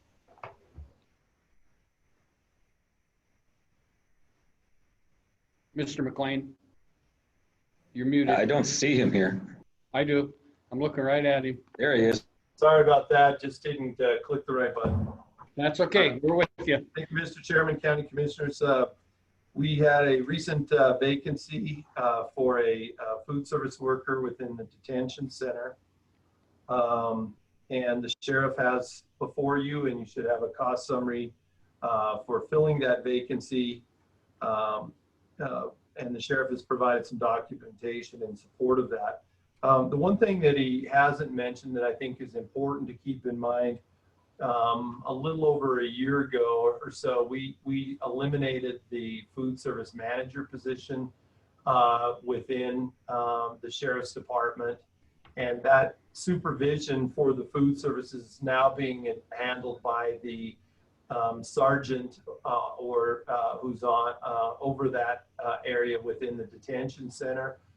So we've achieved some significant savings as a result of that change within by eliminating that food service manager position. Some of you may recall that. So with that, I'll let John present if he has anything he'd like to add to his letter. Sheriff, you have anything you'd like to add? Yes, thank you, Mr. Chairman and Commission. I know I speak of this often, but I just want to bring it back that compared to Natrona County, Campbell County, and Laramie County, on average, we're working with 43% less employees than those other three counties, which are comparable to the size of agency that we have here. Thank you, Sheriff. Any questions for Commissioner Johnson? Yeah, I'd just like to follow up on what the sheriff has said. It's been Sheriff Grossnickel has just done an outstanding job over the years of being willing to do more with less, and I don't see any decrease in the level of quality enforcement that we have in Sweetwater County, and it's a credit to him. He's done just an outstanding job during my tenure with the various sheriffs that I've worked with, and I'd say Mr. Grossnickel is the best sheriff I've worked with. Thank you, Commissioner Johnson. Any other comments, Commissioners? Questions for Sheriff Grossnickel or Mr. McLean? No comments. Gary, Mr. McLean, one question. Yes. Over the years, you worked very hard working with the Sheriff's Office, and of course, Sheriff Grossnickel has been a huge, huge supporter of the model that we adopted for staffing the detention center. And this position fits well within that model. Is that correct? Yes, just a couple things. We've done quite a bit of work in this regard, and as I alluded to earlier, we achieved some significant savings by eliminating the supervisor position for food service. During some periods where we had vacancies in there, John maybe can speak more to the actual dollar amounts. But when you have inadequate staff, then you're forced to do things like pre-prepared meals, things that are very costly to buy. When we first opened the facility, we opened the facility with a lead cook and serving hot meals. reusing food to make leftovers and things like that, which is a much more cost-effective solution. And so this staffing model is by using the supervisor who's on the shift at the time, the sergeant, the detention sergeant, and then having the food service folks prepare those meals. I think there's been money saved on both the pre-prepared meals as well as the shift in supervision. And so I don't really have a handle on how we could do it much better and still meet those overall goals. And I don't know if John has any thoughts on that, but we spent quite a bit of time and had numerous discussions on this topic, and this is kind of where we've settled as a model. Right. Thank you. Appreciate that. Did you have anything more to add on that, Sheriff? And not only is it the prepared food, but it's staff that has to come in and on overtime and assist with getting the meals out and the cleaning of the kitchen and such also that's factored into that. Very good. Thank you. One last question, Sheriff. You made the comment that said that we're functioning at 43% less than those other counties. Is that just in our detention center, or is that in overall law enforcement services and detention center? That's overall. Okay. That's with the total number of employees with those respective agencies. Very good. Thank you. Thank you. Appreciate that. Any other questions for the sheriff or Mr. McLean? Commissioner? Yeah, Commissioner Lloyd. Yeah, I just want to thank John, Sheriff Grossnickel, for the letter that helps outline that. I think in this time we're having to scrutinize each hire, and under our hiring freeze, it's really great to have that information to be able to make that decision and have that information up front. So John, I just wanted to, Sheriff Grossnickel, I just wanted to thank you for that. And I'll echo the sentiments of Commissioner Johnson of your ability to be forthright, find good service, be able to find ways to make services in ways and to be efficient in doing so. It's highly appreciated. Other comments, commissioners? Commissioners, with that, what's your pleasure regarding the request to restaff the vacant position in the detention center? Mr. Chairman, Commissioner Shanefield. I'll make a motion to restaff the vacant position as presented. We have a motion to restaff. Is there a second? I'll second if we say the commissioner will sign. Very good. We have a second as long as the chairman will sign. Any further discussion? We have a motion and a second. All those in favor signify by saying aye. Aye. Aye. Aye. Opposed, same sign. Motion carries. Thank you for joining us, Sheriff. Gary, thank you. Thank you, Mr. Chairman and Commissioners. Have a great day. You stay safe, Sheriff. Keep up good work. Thank you. Mr. McLean, Tab L, Social Security tax deferral discussion. The floor is yours. Thank you, Mr. Chairman, County Commissioners. As some of you have heard, on August 8th, the President sent a directive to the Internal Revenue Service directing them to withhold the Social Security portion, the employees portion of the Social Security tax amounting to about 6.2%. Following that, approximately on the 28th of August, the IRS sent out a notice. It was very vague and broad, providing notification of the potential for this deferral of the Social Security tax portion to employers. In looking at this issue and everybody struggling because of the late notice, the essential provisions of this are that for the months of August, September, October, November, December, that the employee portion of the taxes could be withheld, which would effectively, if that were passed on to employees, increase their wages. However, the president did not have authority to do that without that being repaid. So as it stands right now, that deferral would have to be paid in the months of January, February, March, and April. And that's our responsibility to make sure that those are paid effectively, increasing the deductions from employees' pay, unless Congress were to act sometime between now and then, waiving that deferral. So what that means is that money that would otherwise have gone into Social Security would not be going into Social Security. And potentially employees could for the months going forth for the end of the year receive additional money in their check. But as it stands right now, it would have to be paid back after January, absent some action by Congress, which is undetermined at this time. So because of the late notice, some of the payroll folks sent out notifications to employees on this issue. We had a lot of employees who called urging us not to do that.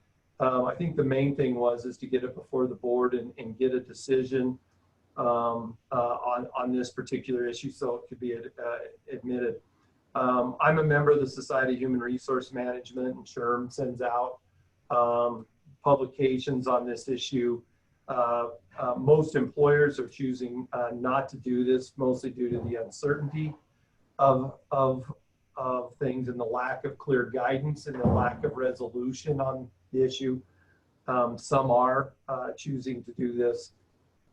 One of the other potential difficulties is if there's a deferment and the employee resigns at some point, we'd have to have a mechanism by which to collect that money, or the county would have to be responsible for that. So for example, if they quit on the 1st of January or something like that, we would still be responsible for repaying that deferral.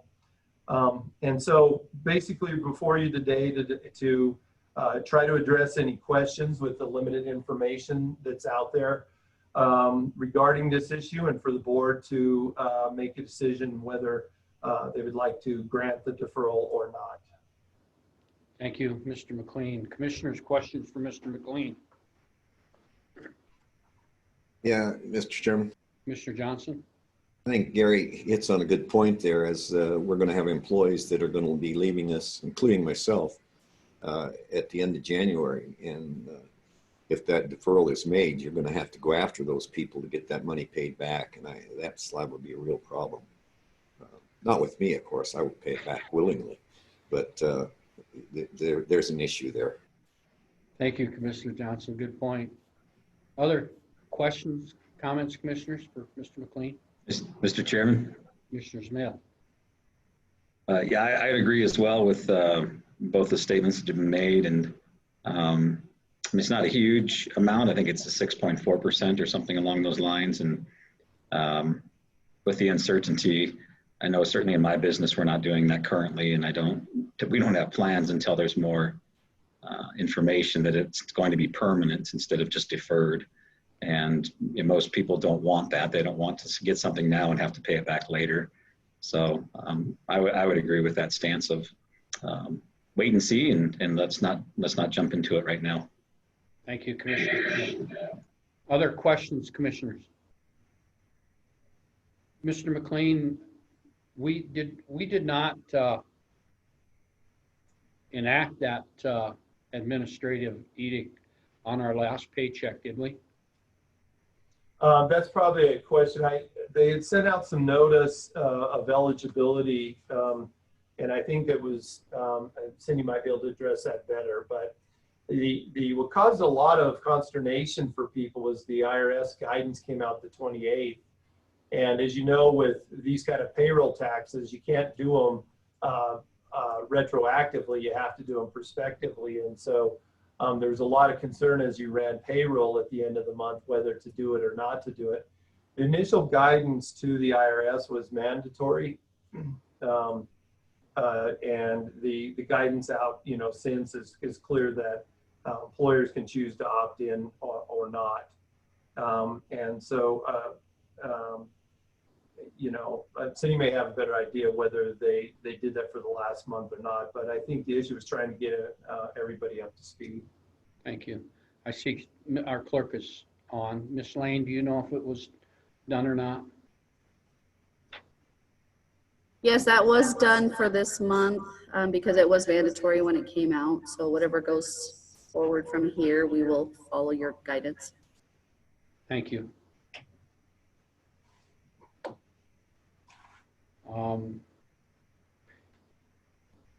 I guess I'm sensing Commissioners Roy, Lauren, your thoughts?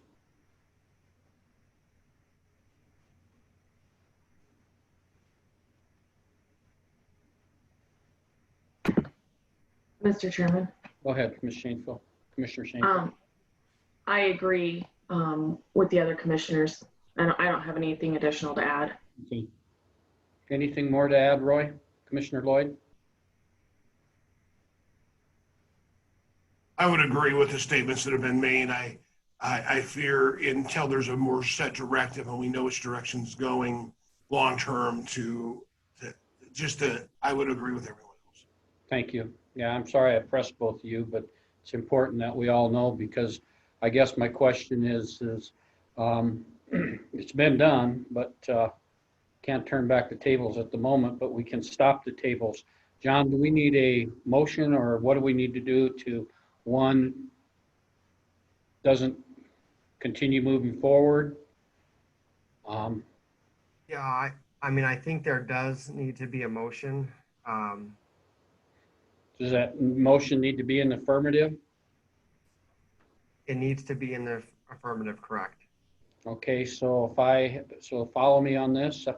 I could entertain a motion that we do not implement the edict that was made by the president regarding Social Security tax deferral. I think that would be a correct statement. Is that an affirmative? Yes, it is. Okay. I'll make that motion, Mr. Chairman. Okay. Sally, did you get that just the way it should be?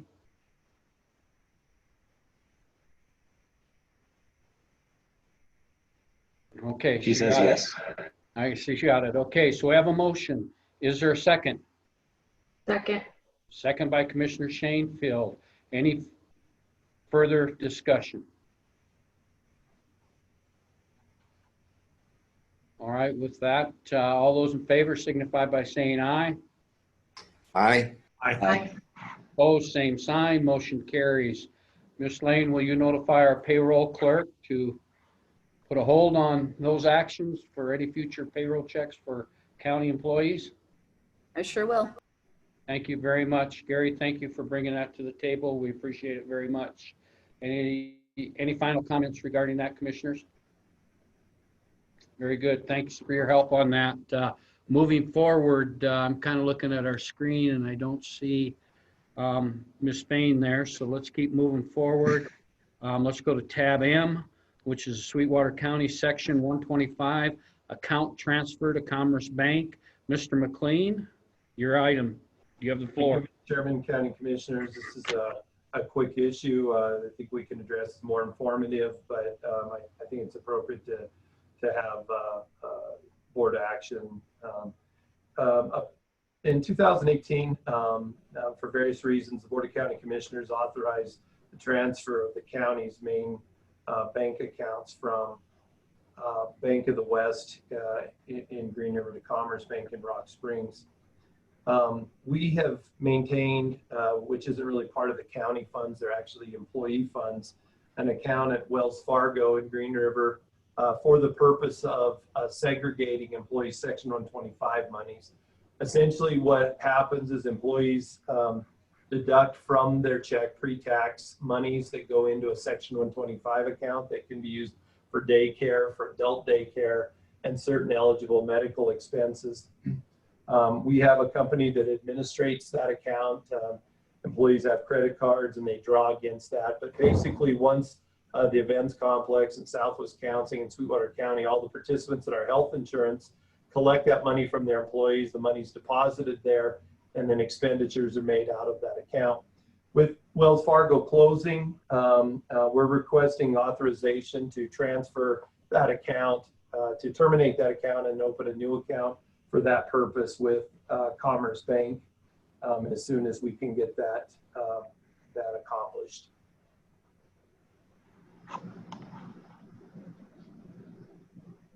Thank you, Mr. McLean. Questions for Mr. McLean, Commissioners? I have a question, Mr. Chairman. Commissioner Johnson. Gary, why Commerce Bank? There are other banks. Just why was that judgment made for Commerce Bank? First of all, we have all of the other accounts are there. And second of all, in talking with Treasurer Rob Slaughter, the service model we've had has been excellent there. And third, that if we have built up, since starting the Section 125, a significant reserve in that account, which we could transfer out of there. So it just seemed convenient to have our access as an accounting at the one bank as opposed to multiple banks. But we're happy if the board would like it to go somewhere else we could manage that also. But those are the reasons. Thank you, Gary. Other questions for Mr. McLean, Commissioners? I have two, Mr. Chairman. Commissioner Smith. Gary, any worries of, commingling funds? It's obviously separate accounts, but same institution. And then secondly, what's the dollar amount we're talking? So to answer your first question, the account currently is segregated, and basically my office receipts those and deposits those in the account. The accounting clerk's office does the account balancing with those, and then Rob's office, if there's any money to be invested, would do the investing of those. So no, I'm not, I think there's zero concerns about the commingling of them. And they're for very specific purpose, which is why we have a separate account. The balance in terms of the account, we probably have a balance of around $30,000 in the account, but basically money each month goes in and then expenditures are made for various Section 125. So the balance fluctuates over the course of the year. Thank you. Thank you, Gary. Commissioners, any questions? Yeah, I just have one. Knowing that the Green River Wells Fargo location is closing down, is there a reason we just don't keep it and do it through the Rock Springs location? We certainly could if one of the things that we were that originally that it was in there is because we were receiving checks from the component units and actually walking deposits over there to deposit them. With the help of some of the folks from Wells Fargo, they've been helping us get electronic fund transfers so that the checks didn't have to be mailed over and then taken and deposited. We've actually been looking just on direct deposits. So assuming that we could get those set up with the other banks, now we could do it with any bank that would be willing to work with us in getting that set up so that we're not driving deposits over to deposit at a particular bank. Thank you. Thank you. Thank you, Mr. McLean. Commissioners, any other questions? With that, Commissioners, what's your pleasure?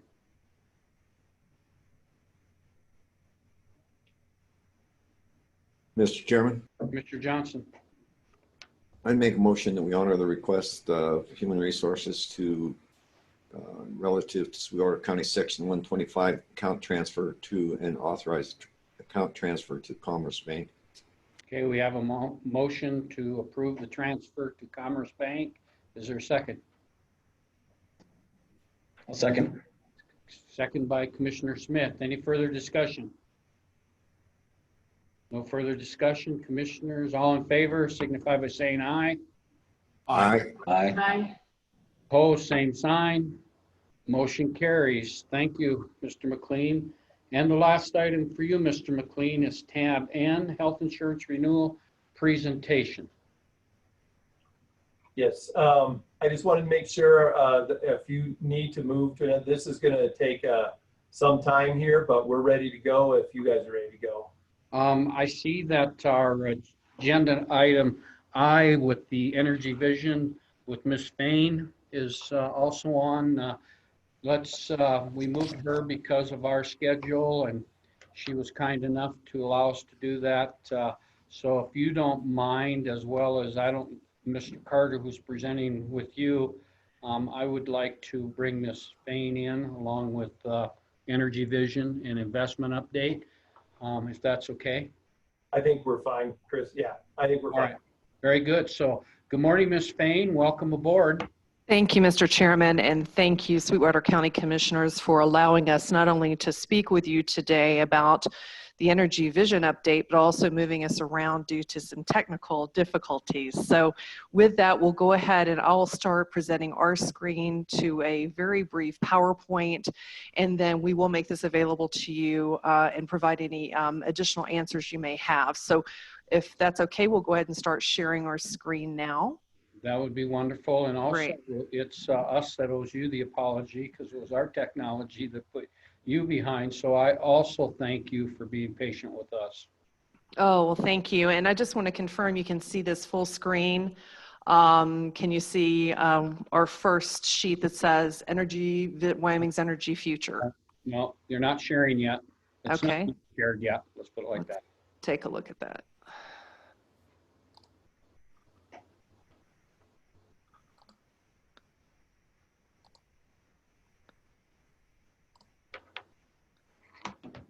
Okay, your screen did come up. Wonderful.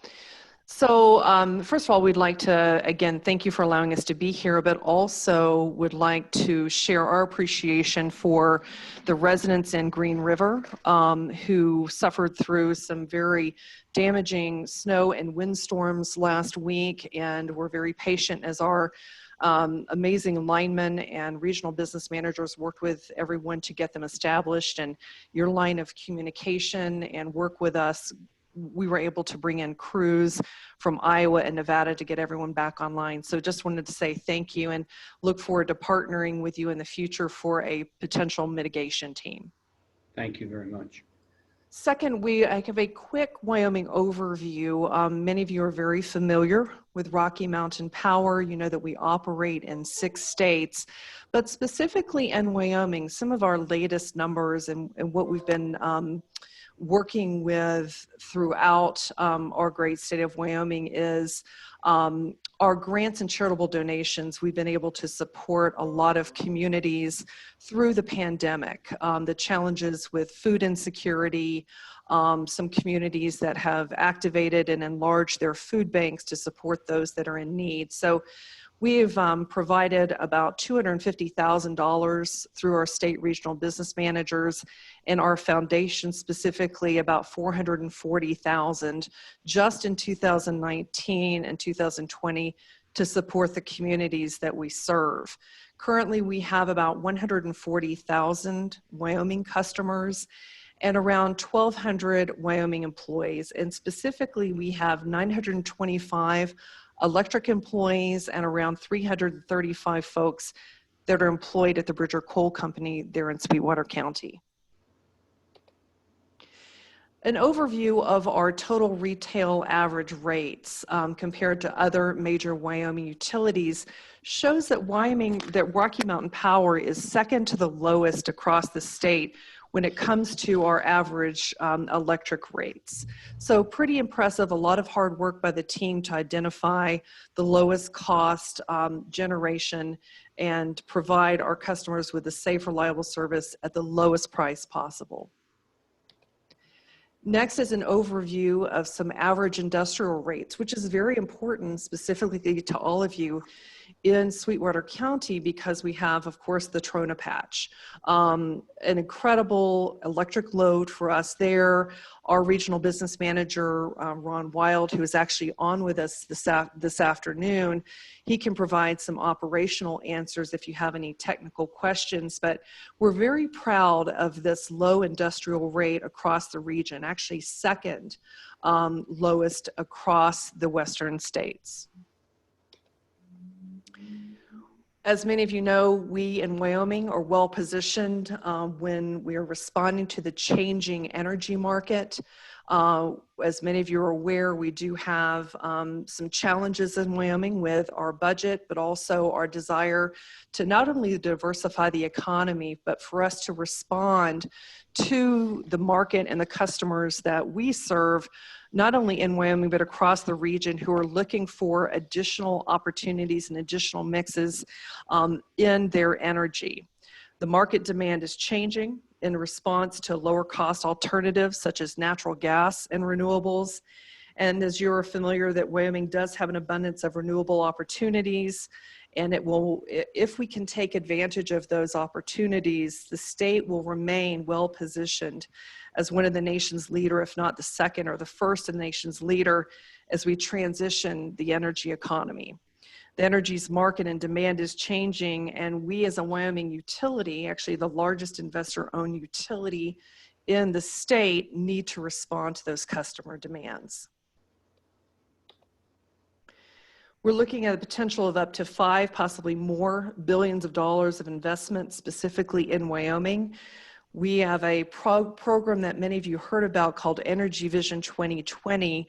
We're expanding that into Energy Vision 2023, which includes upgrading the existing turbines, wind turbines we have, new wind projects and infrastructure development that includes transmission lines. Many of you have possibly been driving along Interstate 80 from east to west, seeing those transmission lines, the wiring, the opportunities that we're working with on the Gateway West program, and then looking at additional expansion of that transmission line called Gateway South. These opportunities and these investments really increase our state's ability to generate and deliver a diverse portfolio of resources for our customers. An update on activities specific to regulation and approvals. We just recently had in August, we filed a request with the Wyoming Public Service Commission to pursue right-of-ways for the new transmission investment in Gateway South. Then earlier this month on September 1st, the Carbon County Wyoming Board of Commissioners unanimously approved our conditional use permit for the Gateway South transmission project. And that project will run all the way from Wyoming through Colorado down to Utah. And then we also had September 1st, the Wyoming Industrial Siting Division issued that notice of completion for the Gateway South Industrial Siting Permit application. We are anticipating a hearing, and of course would like to hear from folks if there's any questions or concerns. And that hearing is scheduled for October 21st. Connecting the West, this map will give you an idea of currently where Gateway West begins there in Converse County, down actually the Aeolus substation here in Carbon County, south through a very southeastern tip of Sweetwater County, and then Gateway South will pick up heading through the bottom over towards Colorado. We're looking at 120 miles of new and rebuilt transmission lines, and then 414 miles of new transmission lines.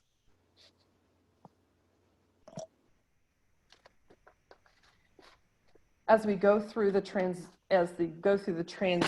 our Energy Vision project also includes potential for coal transition. Many of you are aware of the Integrated Resource Plan that was filed with the Public Service Commission in 2019. For those who may not be familiar with IRPs, they're filed every 2 years. They're really a forward look on the plan for our ability to serve our customers. And many of you are familiar, you can't just build infrastructure overnight. In the specific case of our Gateway West, it took us 12 years of permitting and work to be able to stand that project up. As we move forward with our programs, we're recognizing that coal is obviously an important part of Wyoming's history and our economy. You've seen the numbers that the utility use of coal has been declining due to mainly the low cost of natural gas and renewable options. Through this transition and the plants that have been identified for those transitions, we'll be working with our employees, looking at retirements, potential for retraining and relocation of those employees, funding their education, those that would like to go into either an entirely different career or expand their education, we are working with them to fund that ability. And then hiring priority. Those that are interested in moving again throughout the company, we help place them in new positions. We had actually just this year 2 Bridger employees. One has taken a new position in Salt Lake, and then we had a second who recently started as a regional business manager. We're also working with the impacted communities, specifically Kemmer, working with your Sweetwater County Economic Development and Chamber folks, and then also the Glen Rock and Converse County officials there as we transition through this process, working with them to identify economic development diversification opportunities, grants from the Economic Development Administration to support those studies of diversification, and then also moving forward on how to roll out, once the study is complete, be able to implement those plans. And together, as we move through this transition, it's important for all of us to remain available to you for any questions you may have, update you throughout the year, those opportunities, and we appreciate any questions you may have as we move forward with this transition in Wyoming. And Mr. Chairman, thank you for the opportunity to address the commission, and I'd be happy to, and Ron Wild and I would be happy to take any questions that you may have. And if we don't have time, I understand that you have a time sensitivity. We're happy to take any questions offline and get back with you after the meeting. Thank you so much, Mr. Chairman. Thank you, Ms. Bain, and I do see Ron Wild out there. Good morning, Ron Wild. Welcome, and glad you're part of this conversation and that. So commissioners, I'll open the floor up for any questions for Ms. Bain or for Mr. Wild. Mr. Chairman. Commissioner Johnson. As you, Mr. Chairman, know, Lincoln County and myself, Kent Conley in Lincoln County, and myself testified in front of the Public Service Commission, strongly opposing what you're doing with your plans with the Naughton plant and also the Bridger power plant, which will affect 1,300 jobs roughly in Sweetwater County. So you're going to train all those people. So you're going to retrain 1,300 people in Sweetwater County to do something somewhere.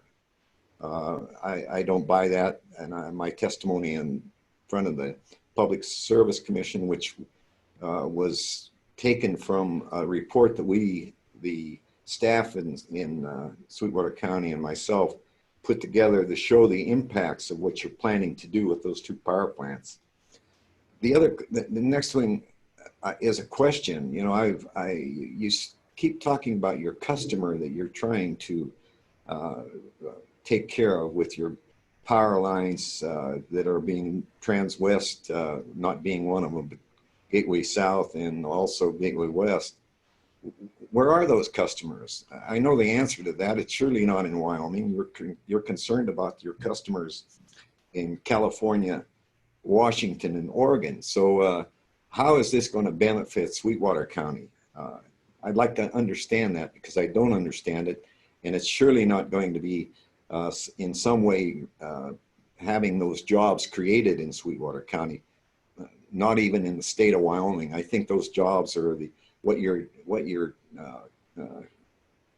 playing to, or your customers that are in those West Coast states. So I'd like you to tell me about that. Chairman, through you, Mr. Commissioner Johnson, thank you for the question, and we obviously always appreciate your interest in your dedication to Wyoming and Sweetwater County. You have a very long history of service, and we want to thank you for your public service.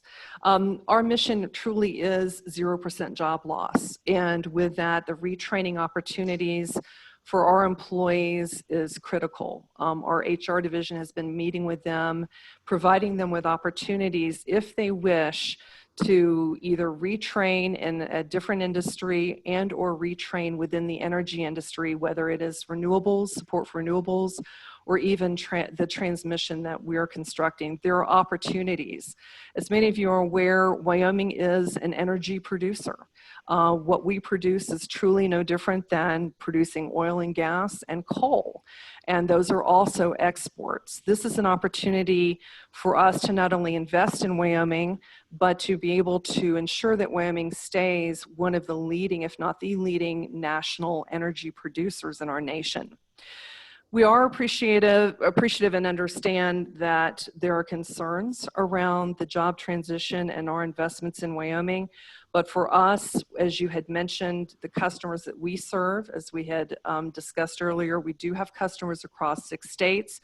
But also in Wyoming, 75% of our electricity goes to our large industrial customers.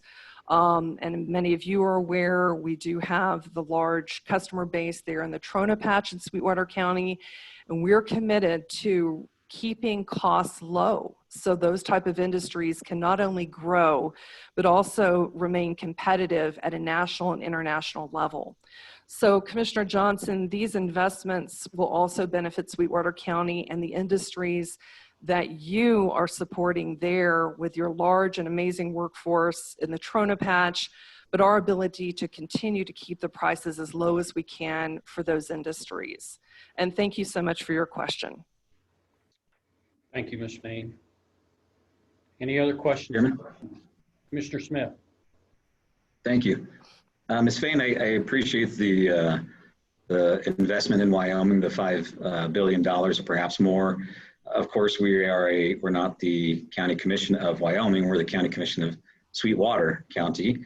And so last I asked, there wasn't too much going on. How much of that money will be invested here in Sweetwater County with new infrastructure or ability with new jobs or things like that? Yeah. Chairman Munling, through you to Commissioner Smith, thank you for the question. The second segment of Energy Vision 2020 is called Energy Vision 2023.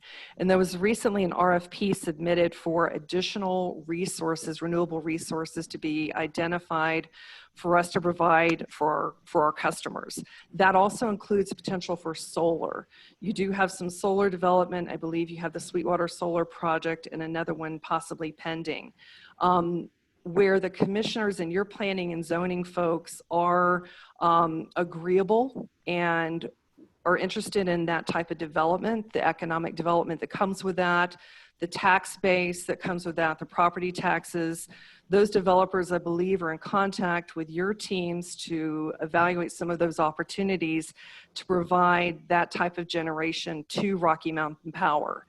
And as you're familiar, we have to take a look at all of those type of developments, whether they're solar or wind, to evaluate them, whether or not they'll be feasible for us to provide that project through to our customers. So there are opportunities in Sweetwater County, not only with construction through the transmission lines. We're looking at a possibility of up to 3,000 construction workers for the transmission and the projects going on in the nearby counties. But there is an opportunity for those of you in Sweetwater County who would consider some of the solar developers that are approaching you, I think now and in the past.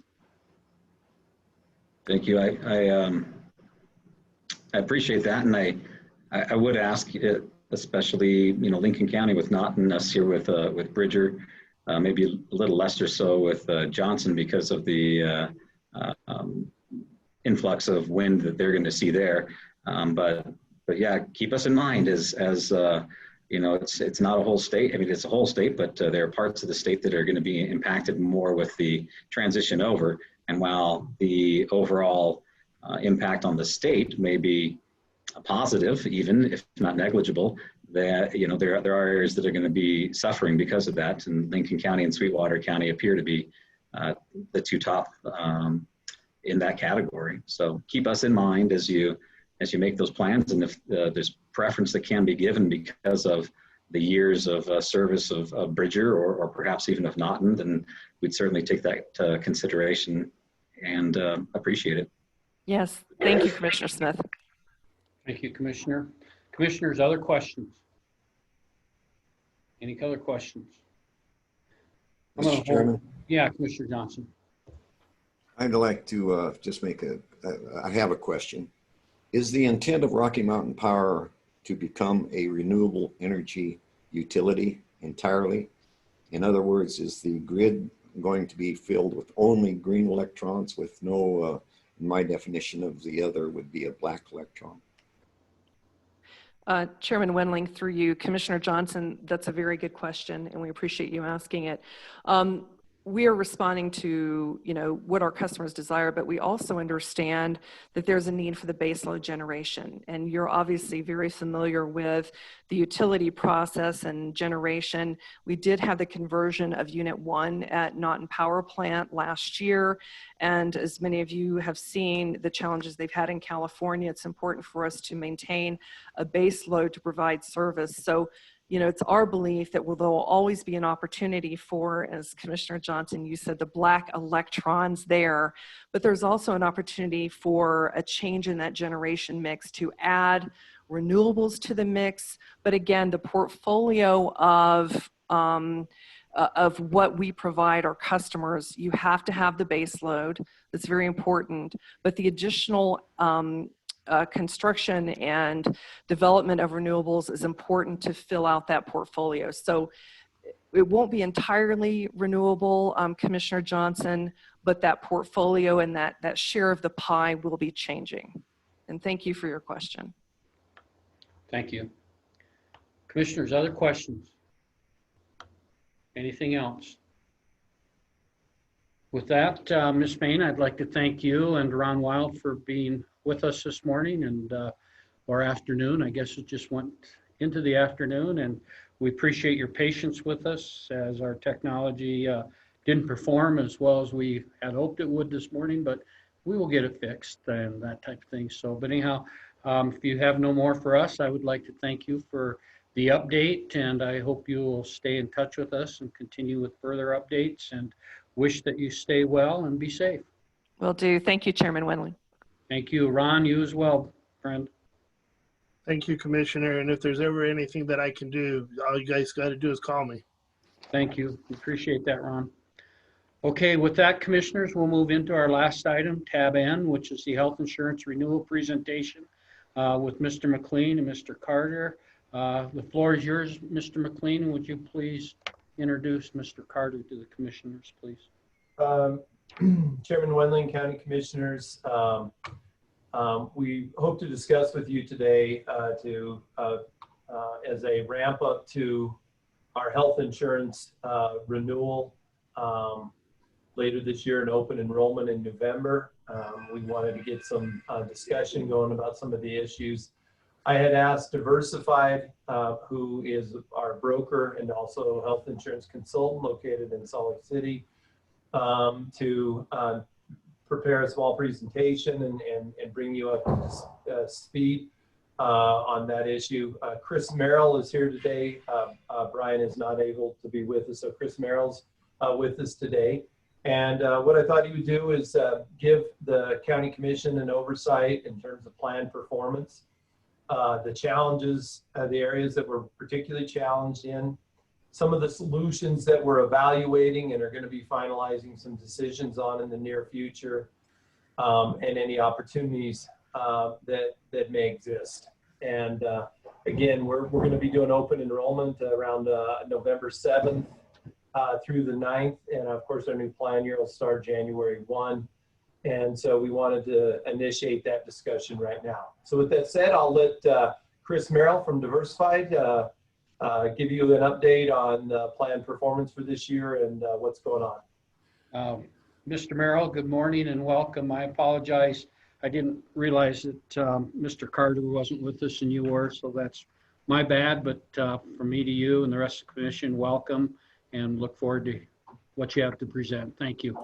Thank you. No worries, as the agenda does say B. Carter on it. I don't think you should be held accountable for that. So with that, I'm going to share my screen. I have taken the information that we've included in your packet and kind of condensed it down. So I'll be covering most of what's in there, but in an abbreviated format. If you've got questions about it, I do have it available. We can go through that as well.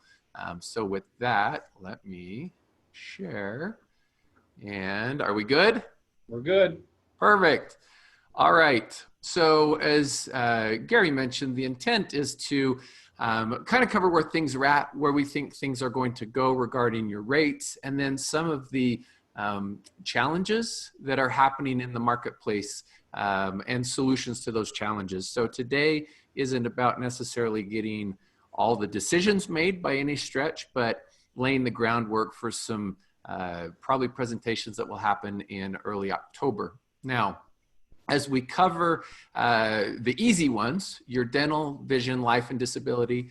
Dental has been what's called self-funded since 2013, just so we're all on the same page. The medical plan is the same as is the vision. And what that means is we pay an administrator a cost for that administration, and then we just pay whatever the claims are that come through. We've been self-funded on the dental since 2013, and we have not had a rate increase since 2013. So for 2021, we recommend the same, that there will be no rate increase. The dental just seems to run like clockwork. Going self-funded has been something that has been very beneficial for the county. Anytime you're fully insured, there's always that profit margin that needs to be made on the behalf of the insurance carrier. Essentially the same is going on with the vision in that since 2013, collectively, we've seen a total increase of 8% on the vision. For 2021, we recommend no increase there as well. On the life and disability, we're actually lower today than we were in 2015. And on that, we also have a 0% increase.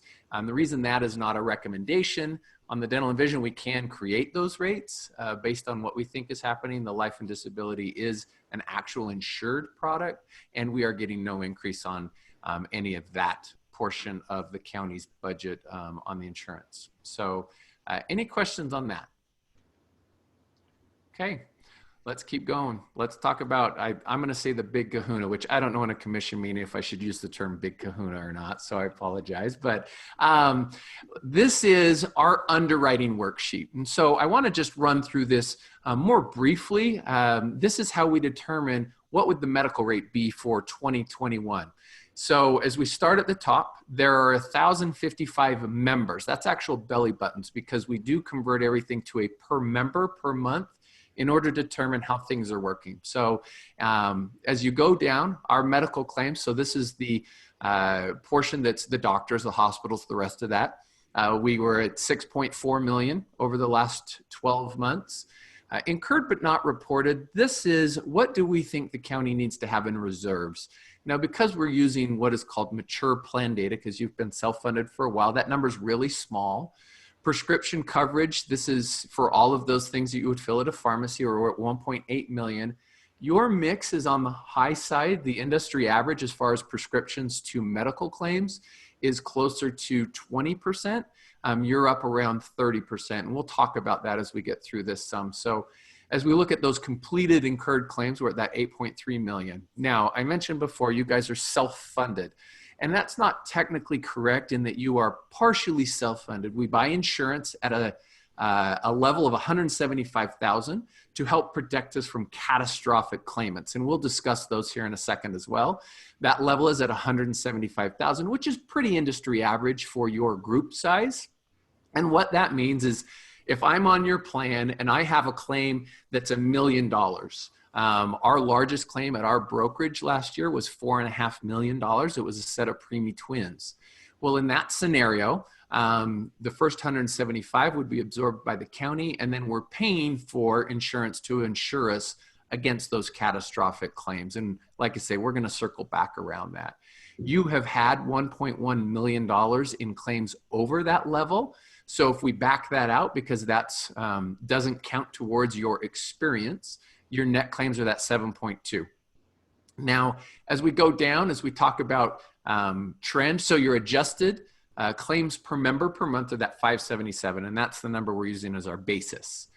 So medical trend is 5.7, pharmacy trend is 8.2. View that as inflation within those separate areas. Pharmacy is growing at a higher rate than medical. Medical's actually been dipping over the last little while. Using your mix of prescriptions in relation to medical, your trend would be that 6.2. Now, as we rate this for 2021, we're rating it today, but we're early.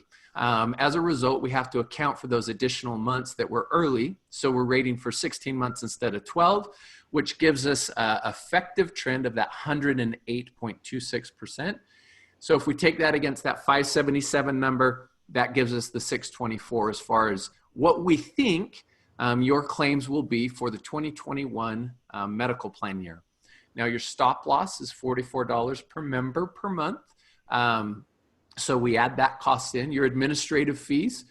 So we have an administrator called UMR. They're a subsidiary of United Healthcare. It's somebody that the county's been with for a number of years now. The school district's also using UMR. It's a really small portion of the overall cost. So as we talk about how do we save money, it's not by switching the administrator, because as you'll notice, they're $14 in relation to the $669. We do get a credit from UMR because of how pharmacy works on the back end. My intent is not to go into depth here. If you want to do that offline, we're happy to talk about how all the money is made on the pharmacy on the back end by pharmacy managers. But we're getting a credit as a result of that. Our cost is that $569, and so you've got your total net fees there. So bottom line at the bottom, we calculate a 3.4% increase. If we make no plan changes, we do nothing regarding trying to control or direct claims costs. And so our proposal would be for a 3.5% increase. Any questions on how we came up with that? Okay, I'll keep on going.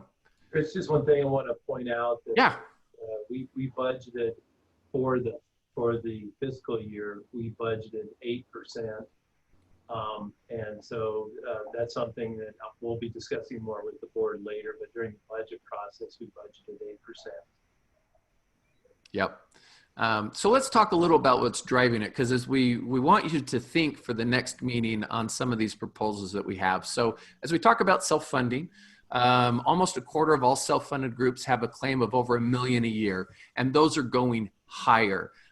Cancers make up the most as far as a single category, with 24% of all reimbursements, and you guys pretty much mirror that. Of drugs, the top 20 drugs are averaging $76,000 a year. The largest drug ever approved happened last July at $2.3 million for one prescription. So there's some huge pressures happening. Now, this is just these are your actual claims over the last 12 months that are over 100,000. This is the numbers that attributed to that $1.1 million in stop loss. So you're not immune to the large claims. We do see our government entities tend to skew older and have families. As a result, we see large claims are a bigger issue than if you were a young tech company with an average age of 27. The makeup's a lot different. You tend to see more cancers and prescriptions, where in a younger organization, you tend to see more like neonatal costs, preemie babies, things like that. There's some prescriptions that nobody's immune to, and we'll talk about those in a sec. But that's your mix. And so what we're going to propose is how do we help administer these large claims in a more efficient manner while still keeping the care in the county is Chris, kind of the before we move forward, I just want to point out for the board's benefit that just a few years ago, 2-3 years ago, those large claim numbers, we would see about half that number of large claimants over 100,000. So a lot of that is due to the pharmacy costs. A lot of it is due to more high dollar procedures that are available in the marketplace. But just a few years ago, this number would have been 3, 4, 5, maybe 6. Now we're at 14 claims that are above that stop loss limit. So that's one of the major components of driving the plan cost, if not the major component, is this issue. Yep. But thanks, Chris. And let me just address why that's happening. Up until about 8 years ago, you very rarely saw a claims cost that exceeded $1 million. And the reason was, for those of you that have been dealing with insurance for a long time, there was a point in time where every policy had a lifetime maximum. So for instance, a United Healthcare or a Blue Cross, you would have a policy through your employer but that policy would say we're only going to pay $1 million a year or $3 million a year or lifetime ever. And that would roll over. And so hospitals, and that's where most of this, or pharmacy, is coming into play, they would stay under that $1 million. Well, the Affordable Care Act came in and removed those lifetime limits, which I think there was some good reasons for that. However, the unintended consequence is when you now hand a blank credit card to a pharmacy company or a hospital, they've been very good at increasing the costs. And so it's pretty much a direct result of ACA. We don't see this going away at all. Like I mentioned, that prescription at $2.3 million, we're kind of freaked out for the first one of those that pop in. Of your mix, about a third of these are prescriptions. The largest two happen to be cancer. So I mentioned before, you guys fit into that cancer component really well. For the first time, we had a individual that exceeded the stop loss limit of $175,000 just with pharmacy. Yeah. So that gives you a good idea where that's at. Yeah. So your stop loss. Currently, we are with a company called BP. They are asking for a 44% increase. They have let them know that's not British Petroleum. Yeah. All these energy discussions, it's not British Petroleum. Yes, all you oil guys, that is not the BP you're familiar with. This is true. They are asking for a 44% increase, or it's $173,000 on your total spend of, roughly $7 million. And it is a direct result of the fact that you have exceeded premiums to some extent. So this year to date, we're at 502,000. Those cancers we expect to continue. Over the last 12 months, I mentioned that 1.15. Now, I'm going to touch on this option here a little bit, but what we want to do, if things work out, is we want to move you into a cooperative regarding your stop loss. The cooperative's name is Pareto. They're based out of Pittsburgh. There's about 1,200 employer companies in there. And what they do is you buy stop loss as a cooperative. It works like any other cooperative in that regards, but it has some policy provisions that do not exist outside of the cooperative. And the biggest two are, right now on your policy, if we were to hire an employee who was, what we have right now, an employer who hired an employee that is, their prescription is $60,000 a month. And that's going to be with them for the rest of their life. What happens is stop loss is prospective, not reactive. So we know that employee is going to be $500,600,000 a year as long as they're still an employee. And so what happens is the stop loss comes in and creates an exclusion for that one individual. Now you currently, that's not a concern that we have currently, it's a concern we have in the future. Now the flip side is we can get a no exclusions contract. However, they tend to say, well, we'll just jack your rate up to 70%. The highest stop loss increase we've seen was 72%, happened on a client of ours 2 years in a row. Where in the cooperative, you don't see that. They say no exclusions, and the maximum that you can receive as a rate is 30%. Now that is on the stop loss, which is a small component of your overall spend. We're not talking the whole thing. There are some deposit requirements, so we need to discuss through that. This will not finalize until we have August claims data, which we won't have for about 10 days. And so this is one item we will need to come back and get final approval from the board on. But we want to propose the Pareto option. Once we have final numbers on that, we'll come with options to present and our recommendations. So any questions on the stop loss side of things? Okay. So as I talk about the reinsurance group, what they do is stop loss is volatile. The smaller you are, the more volatile it is. If you're a Walmart or a Target or something like that, your volatility is pretty minimal because you're large enough that that law of large numbers overcomes things. So the goal of the National Reinsurance Group is to take that volatility, level it out. You actually do join the cooperative. You are part of it. You are part of their board. If there is money left over, because I mentioned there's a deposit up front, what that is to make sure that the insurance company, the stop loss cooperative, has enough capital on hand if it's ever needed. Once, about 8 years ago, they had a capital call. Since then, they have not, and they have more than quadrupled in size. So we don't anticipate that will ever be an issue. It is managed onshore, meaning it's a US-based cooperative, And what they've done is, as they have seen profits inside the cooperative, they roll those over from year to year, and you vote on it as members within the cooperative, and they tend to say, what we're going to do is keep the renewals lower in the future, because they're feeling those stop loss pressures of those large claims just as much as anybody else is. So that's fundamentally how it works in a very quick way about it. All right. So we want to talk about 3 proposals for 2021 or later. It may not work this year, and we understand that. So I want to talk about 2 here regarding claims. How do we manage claims costs? And there's 2 proposals. One is an organization called Accolade. And what they do is they are what is called a care coordination model. And a very simple way to describe it is they take a big warm fuzzy blanket and put it all over all of your membership. They become the front end to your insurance program. There is a cost for that, for them to be that. We carve it away from United, UMR, so you would no longer call them for customer service. United no longer sends, if you needed a card, you wouldn't call United, you'd call Accolade. If you needed help with a provider, you would call Accolade. And what they do is they take this large database of claims and they direct care to the lowest price, highest quality.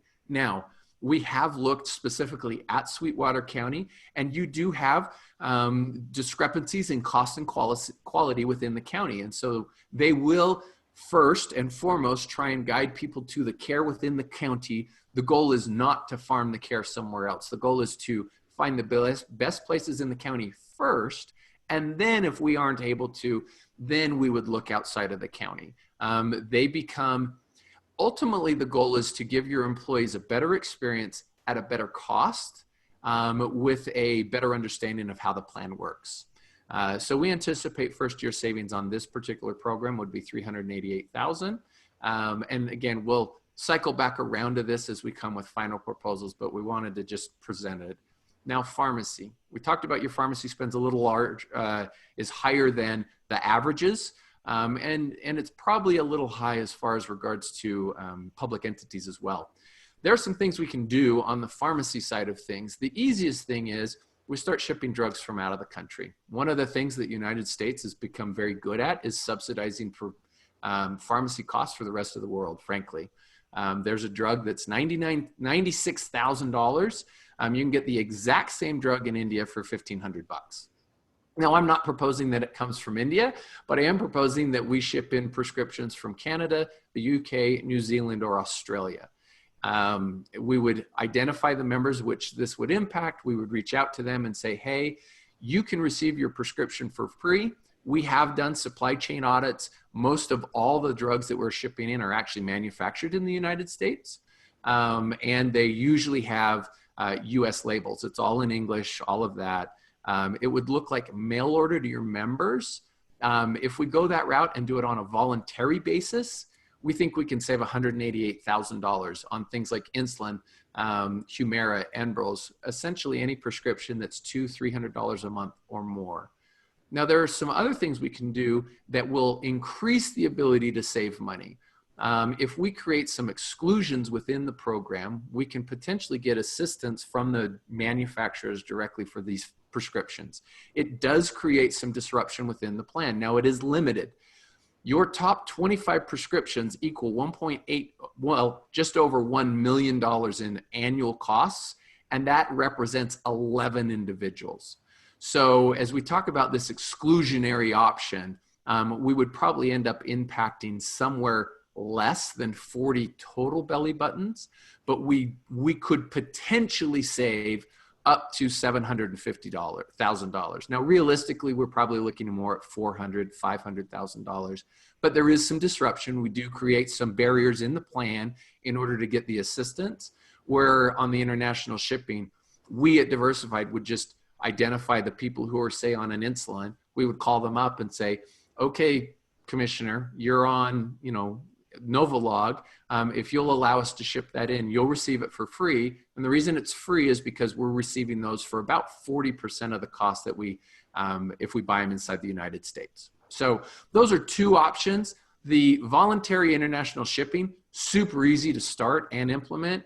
Accolade does mean a total change to the front end. And then, like I say, we've got the barriers regarding the assistance program, but it is very limited. That's a whole lot I just threw at you. Any questions, concerns, or comments?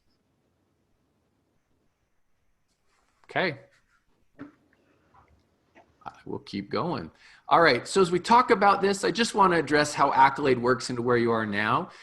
This is kind of the spectrum of how do you purchase insurance and how do you administer it. You guys right now are in the oval, that administrative services only, meaning we're buying everything from UMR. We haven't carved anything out. We haven't piecemealed it all. What we're proposing potentially is going all the way to the right, having Accolade be the front end, and that gives us the ability to bring in programs that UMR does not, but have a cohesive front end for your members. And as we talk about the programs, there's a whole bundle of programs we can do. We can do things specific to diabetes. We can do things specific to kidney transplants. We can do things specific to labor and delivery. It's hard without that front end. With that front end, it makes it easier to start identifying these pockets over time. This is not something we're saying, let's do it all at once, but over time saying, hey, we do have an issue with pharmacy, which is this GRX, BRS, XRX. Let's implement that. But because we have this cohesive front end that is not UMR or carrier based, they're agnostic, it makes it a lot easier over time to implement some of these programs as we identify them through your claims data. Okay, so that's just sort of an overview of what we're looking to accomplish long term. The goal really is, how do we impact costs, not just today, which would be the pharmacy stuff, but down the road. Okay, now the third option that we would like to implement potentially for 2021 is spousal coverage. And what this is the goal is to create a scenario where we have an option that for employees who have spousal coverage options, that we encourage them to go on to that spousal coverage option. And the way you do this is you take your richest plan, which is the $500 plan. It's the most expensive plan and it has the best coverage. I should say the most comprehensive coverage. Well, what we do is we say, we're going to mirror the employee cost for that plan, which is what you see down here at the bottom. And then we're going to set up a fund through an administrator on the side. And through that fund, as employees go on their spouse's insurance, if you have care costs like a deductible, you submit that to the administrator and the administrator says, oh, you have a deductible, you've met it, we're going to reimburse you for that deductible. So essentially the spouse's plan becomes $0 as far as what the employee and the family is going to output. And what you're doing is the other employers hate you for this because you're creating this incentive where you're trying to get the large claimants to move off onto the spouse's plan. So like we mentioned here, your exposure is $175,000 potentially. Well, what we're trying to do here is say, okay, you're a person on a prescription that's $175,000 a year. It's going to be a lot cheaper for you to go on the spouse's plan, and we're going to save $175,000. And so we're willing to pay the fixed costs because all plans have what they call an out-of-pocket maximum. We're willing to pay that out-of-pocket maximum because it's so much less than the alternative. This is new to you guys for sure. We've just approached HR with it very recently. We've seen it in a couple of other companies. We have one large company of about 4,000 employees, and they say this is the single biggest thing they've done to impact their own costs. But you are sort of robbing Peter to pay Paul, and I don't want to discount that. You as the county may want to step into this, but it does say, we're going to encourage you in a very, very friendly manner to go take your spouse's coverage. Any questions? Commissioners, any questions? So one of the things that, just to reiterate, we've seen some of this in reverse with respect to our plan. As you may have noticed in the initial comments that Chris had, our actual number of covered employees have gone down while the number of covered lives has increased. And as some of the industries have downsized and people have less coverage, more and more people have moved their coverage onto ours or their spousal coverage to ours.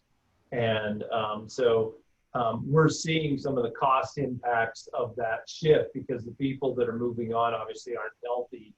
And we're seeing some of that impact. So this is kind of trying to, in some ways, to balance out that trend or equalize some of that trend.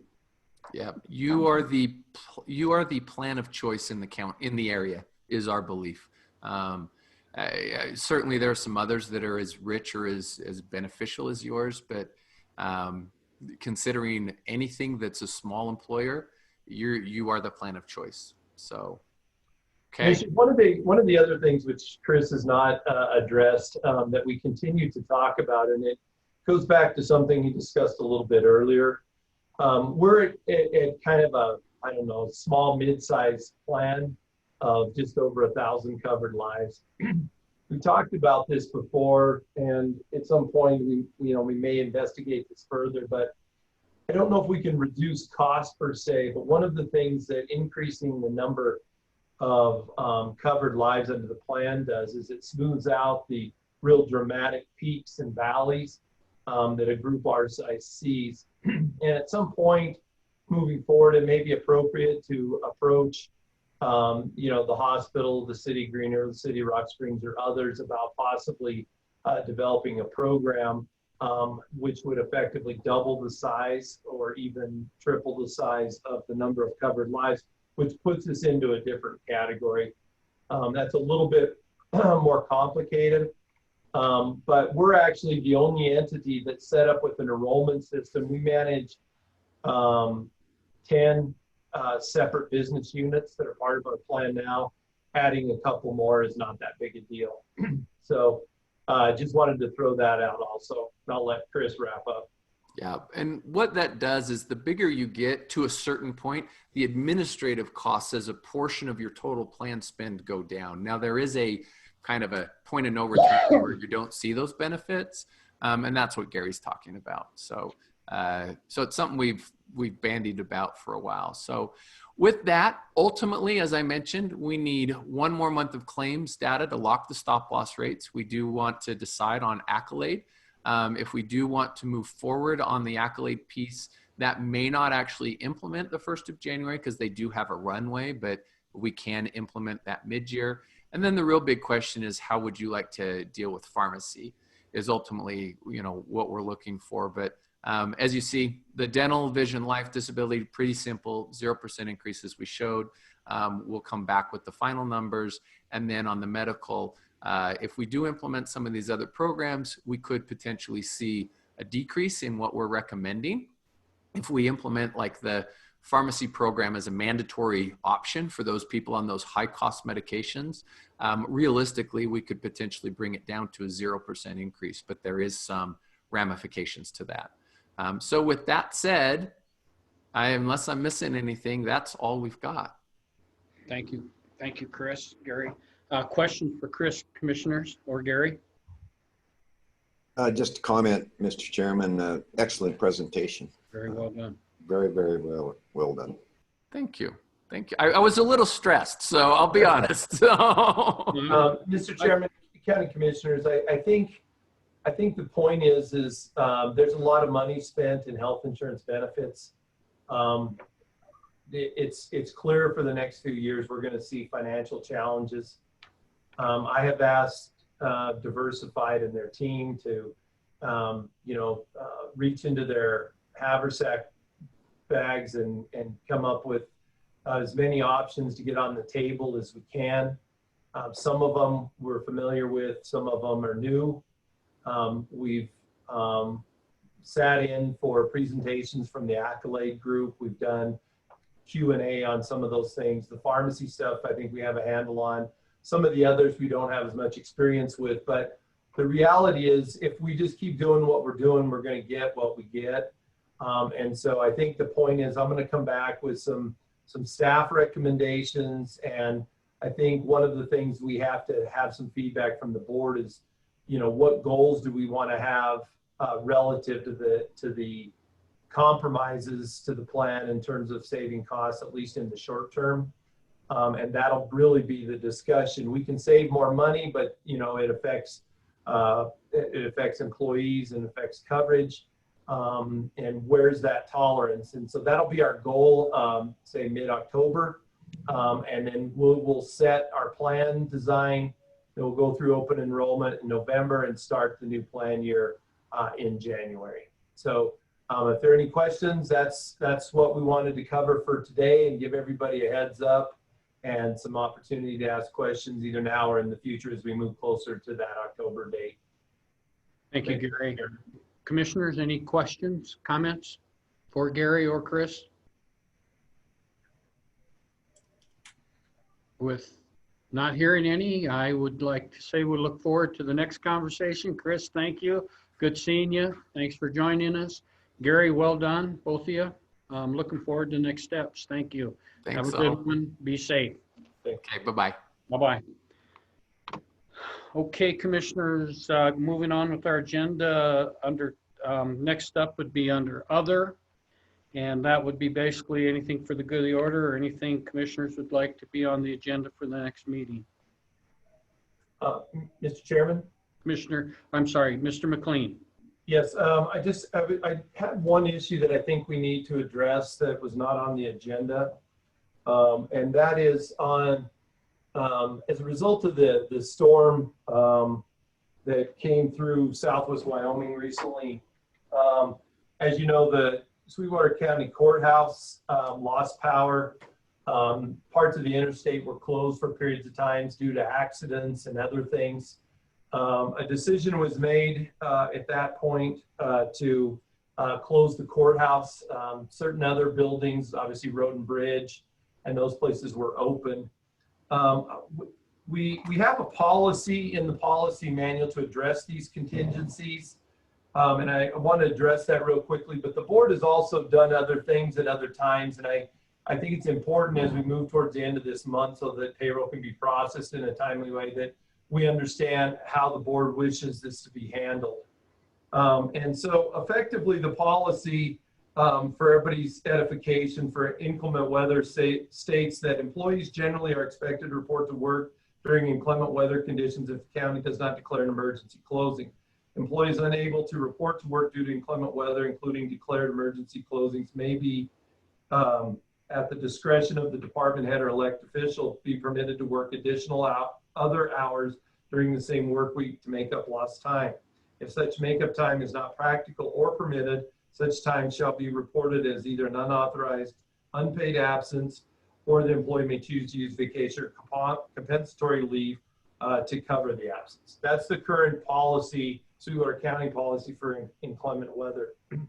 At least one or maybe two times in the past, the board has sort of declared a sort of a weather holiday for that and paid those individuals, and then we'd have to look at something like a floating holiday or something. So we haven't, because of responding to the emergency and trying to get crews out and get the problem solved at the courthouse, we hadn't really discussed that.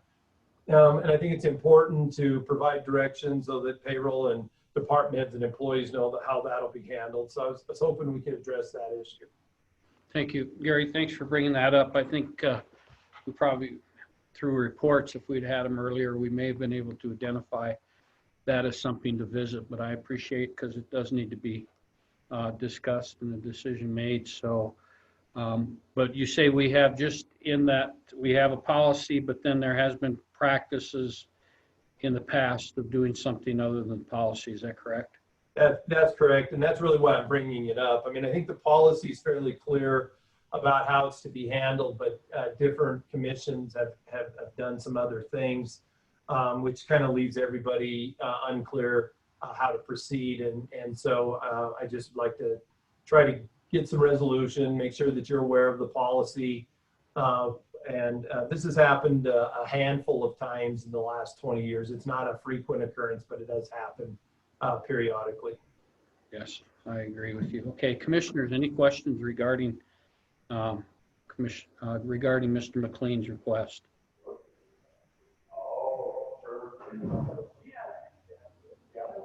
Your thoughts, commissioners? Mr. Chairman, absent any other direction or desire from the board, we would follow the existing policy in terms of handling that event. Thank you, Gary. Thoughts, commissioners?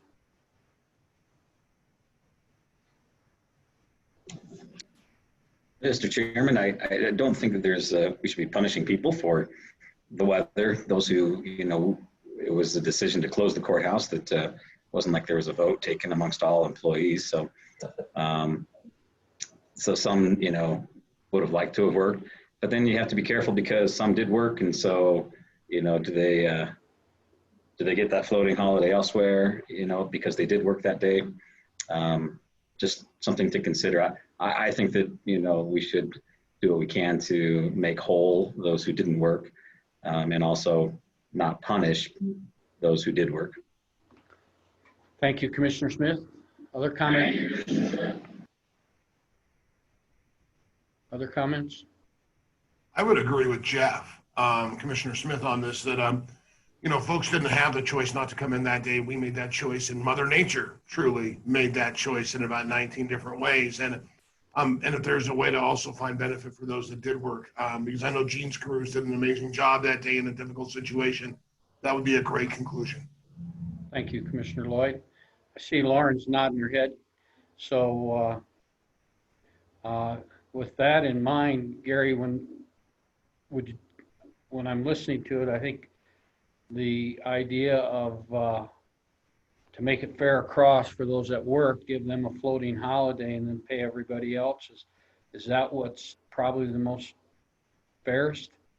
Yeah, Mr. Chairman, what couple things is a general rule. Obviously, we can't pay people for time not worked. That would be a gift.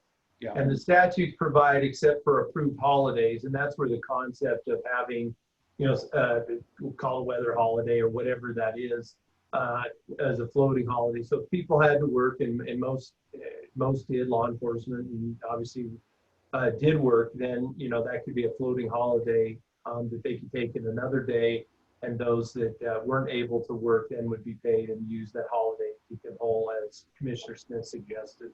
So right now that would be the most immediate solution, and we have processes to implement that if that's the desire of the board. Gary, would that include by a certain date to have used that holidays? I mean, it certainly could. We've generally not done that, in as much as the departments have different imperatives, seasonal, where depending on how the weather goes or their staffing levels. So we've not done that. I don't recall it being a real problem. It's one day, so. Okay, thank you. Other comments, commissioners? Mr. Chairman. Yes, Commissioner Shanefield.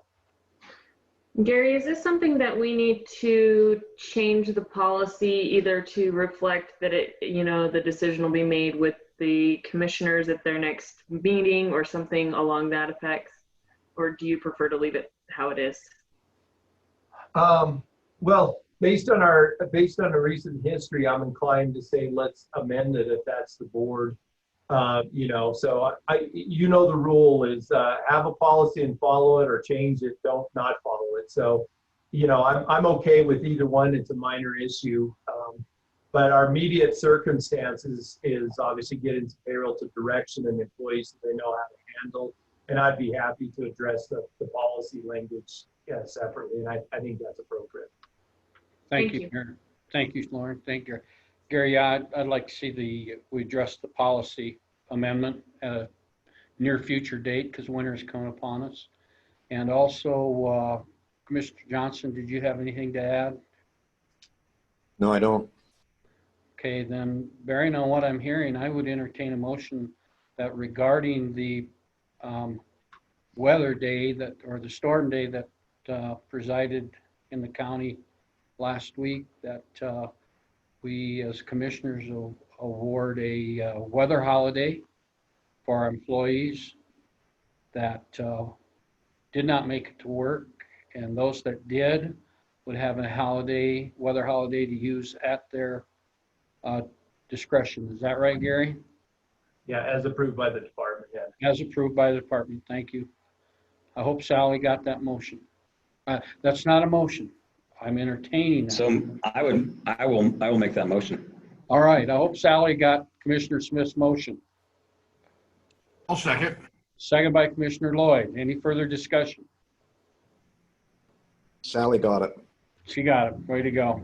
I'd just like to echo what Commissioner Lloyd started out is, yes, everybody stepped up, you know, and I think the biggest thing in the conversations about that day was when the schools canceled and so did the city halls in both towns.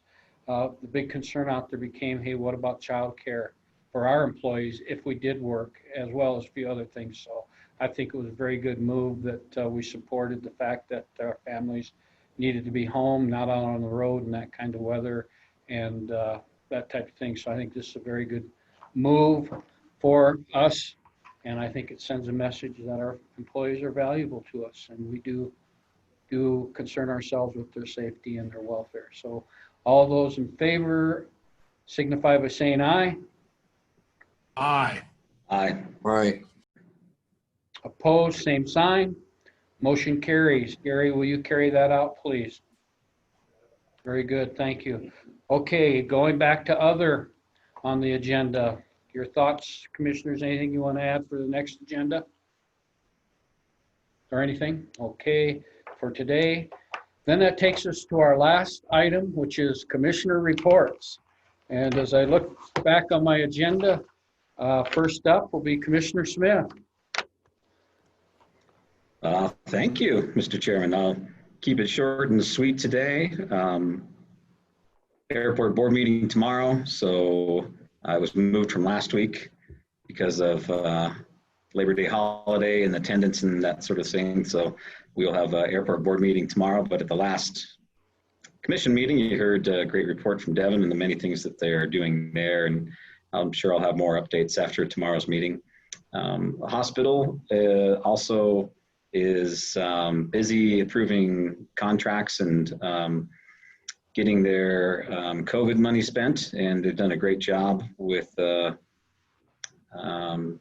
successfully receiving grants from the SLIB, and do appreciate all the work they're doing. So unless there's questions, I believe that is my report.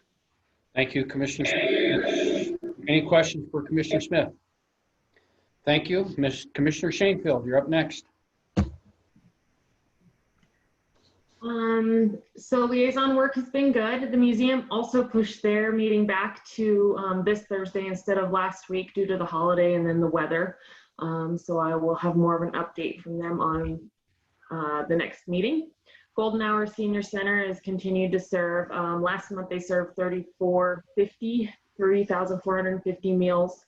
They finally have fiber run to their building, and they've also been approached by school district number 2 about their potential for maybe putting a child care facility into that unused portion of the building that they are in. At this point, this is just a discussion, maybe looking at if there's a concern, if there's actually a need for that as well. Economic development.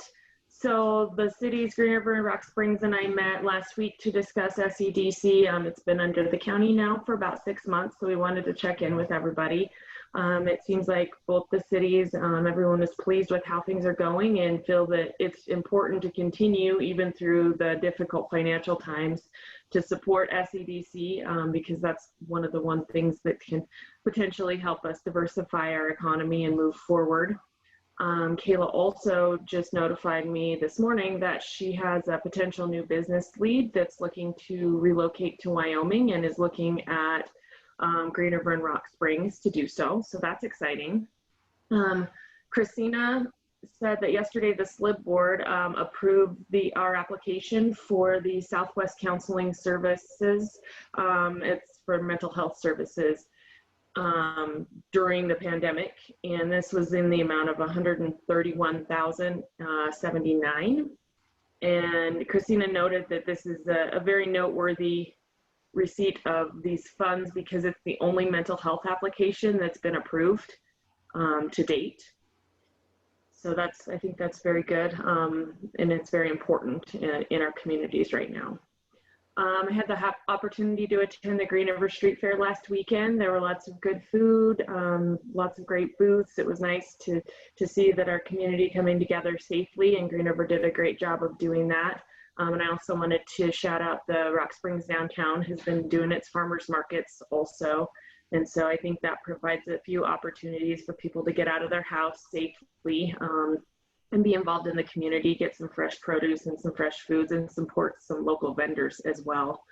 I had a broadband council meeting last week, and we will also have a broadband task force meeting tomorrow. We're really discussing and focusing on how we can adjust the current legislation to make it easier to access funds. The overwhelming response to the CARES Act funding has shown us that there's definitely some hoops that have been built into the legislation that have really diminished people being able to access those funds. And we want to remove those barriers and provide our providers and our communities with access that they need. So that is all that I have. Thank you, Commissioner Shanefield. Questions for Commissioner Shanefield? Okay, Commissioner Lloyd.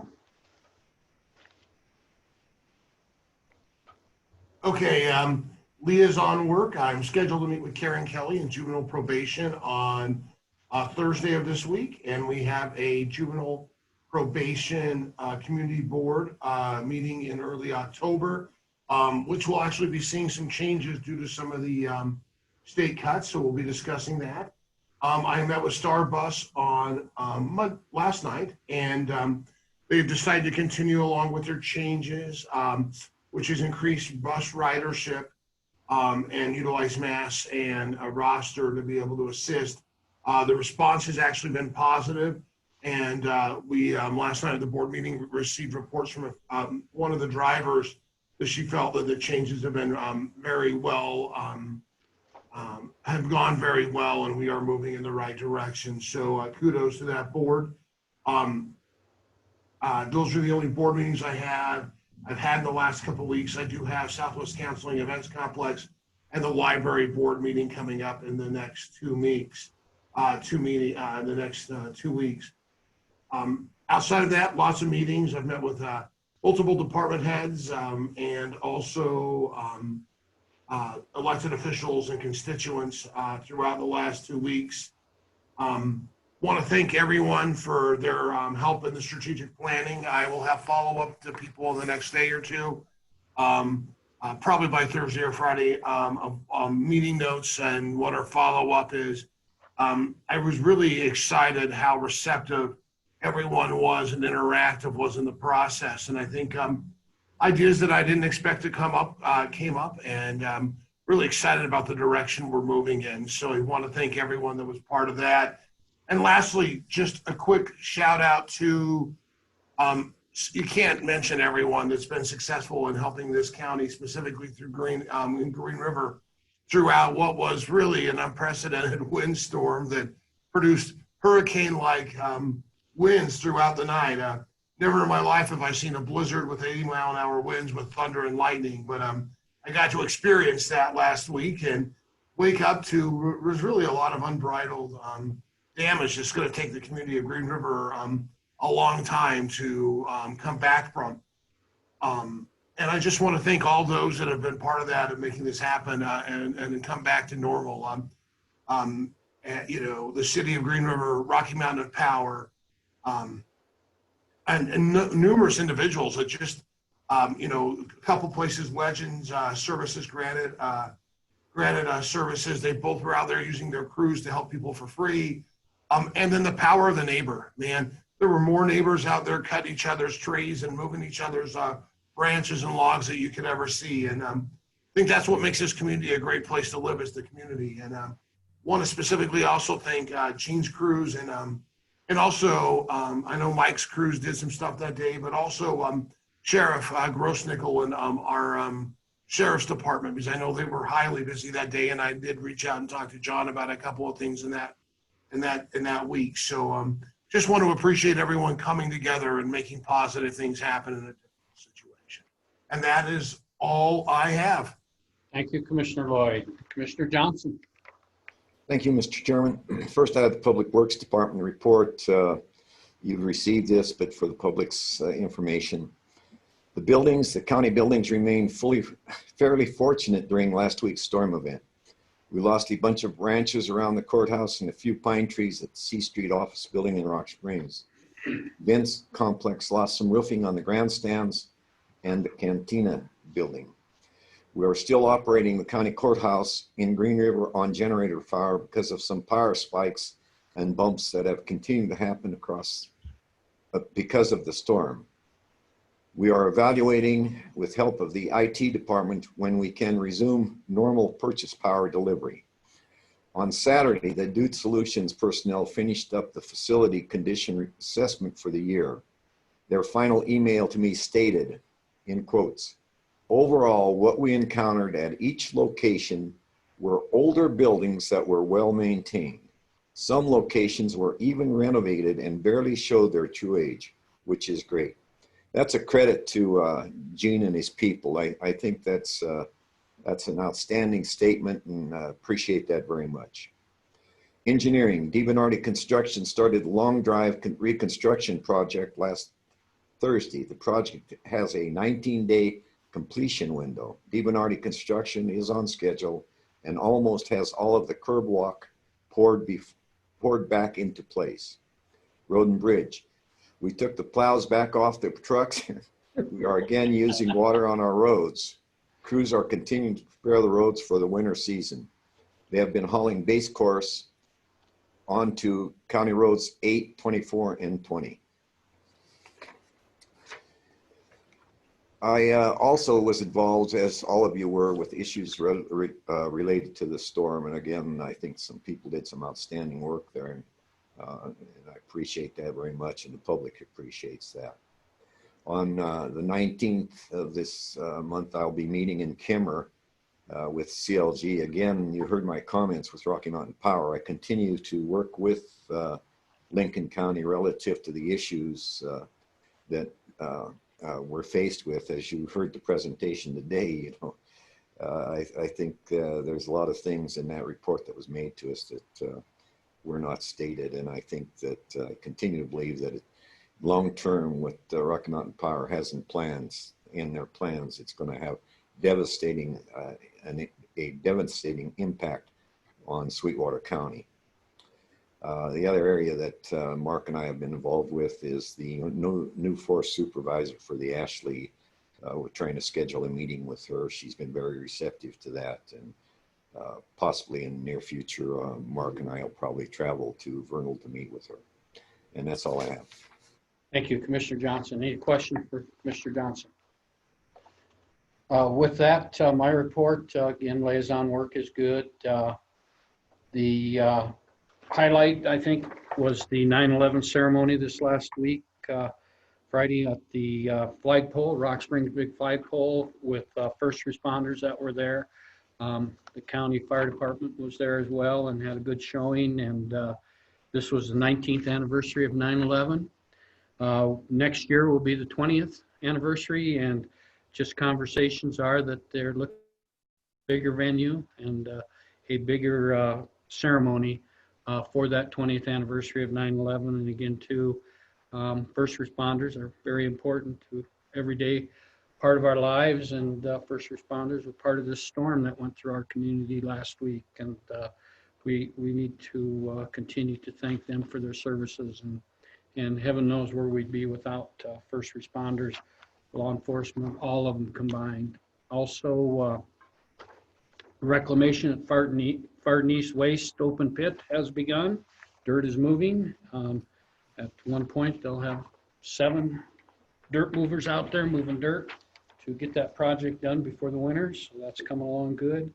Also, Sweetwater Conservation District has provided grant money to work with the City of Rock Springs for trees and shrubs at the Dewar I-80 intersection. Here in Rock Springs, it's on the off-ramp heading west. If you look off down there, you'll see a number of new shrubs, a number of new trees. They have put in drip systems working with Rock Springs Recreation, so I like to congratulate the Conservation District and being a partnership and be a grant funder for that project. it looks nice if you get by. Also, just to share with all of you that tomorrow, Wednesday, is the Board of County Commissioners, or Wyoming County Commissioners Board meeting. I did forward to you the meeting request. I did forward you the documents for that meeting. So anybody wishes to be part of it, they're sure welcome. That type of thing. If you're going to be there, remember we have one person that can vote for us, and that type of thing. But I do know from previous meetings that they do listen to all the commissioners. So if you're bored, let me know, because I may have to step off for a little bit because of this next topic. And if you're on, I would ask that you'd step in for the county as a voting delegate while I step off. And the reason I'll step off is I am part of a stakeholders group. There's 4 groups that are working on demand management for Wyoming, Upper Colorado River Basin. And the stakeholders group that I serve on is the curtailment and mitigation. And there are 4 areas that we're presently looking at, and it's temporary curtailment, or permanent transfer, or exchange, and the 4th one is storage. And so we're in the middle of those conversations to take information forward through the study for the demand management for this basin, and that type of thing. There's a lot of things moving out there, but that conversation continues, and hopefully it'll come together by the end of tomorrow. And we'll have a few more notes. I can tell you that the conversations are focusing primarily on temporary water mitigation as well as storage. Permanent transfers are pretty difficult, and exchanges don't seem to quite work because they're only temporary. And so storage is a big part of it. And of course, when I bring storage up, that brings up Fontanelle and that type of thing. So this stuff is moving forward and conversations are happening. But again, too, as this stakeholder group works on mitigation curtailment, there's 3 other groups out there working on other areas for demand management of water for the Wyoming Upper Colorado River Basin. So with that, that's all I have, unless there's any questions. No questions. Anything for this meeting, commissioners? With that, I'll entertain a motion to adjourn. Mr. Chairman, are there any other comments from the public? Oh my gosh, thank you very much, John. I appreciate that. Tim, are you there? I am here. Do we have any more comments from the public? No, Mr. Chairman, there are no more comments from the public. Thank you very much. And thank you, Deputy County Attorney John DeLeon, for that reminder. With that, commissioners, I'll entertain a motion to adjourn. I have a motion to adjourn from Commissioner Shanefield. Is there a second? Second. Second by Commissioner Lloyd. Any further discussion? All those in favor signify by saying aye. Aye. Aye. Motion carries. Thanks for your good work today, commissioners. Be safe. Have a good one.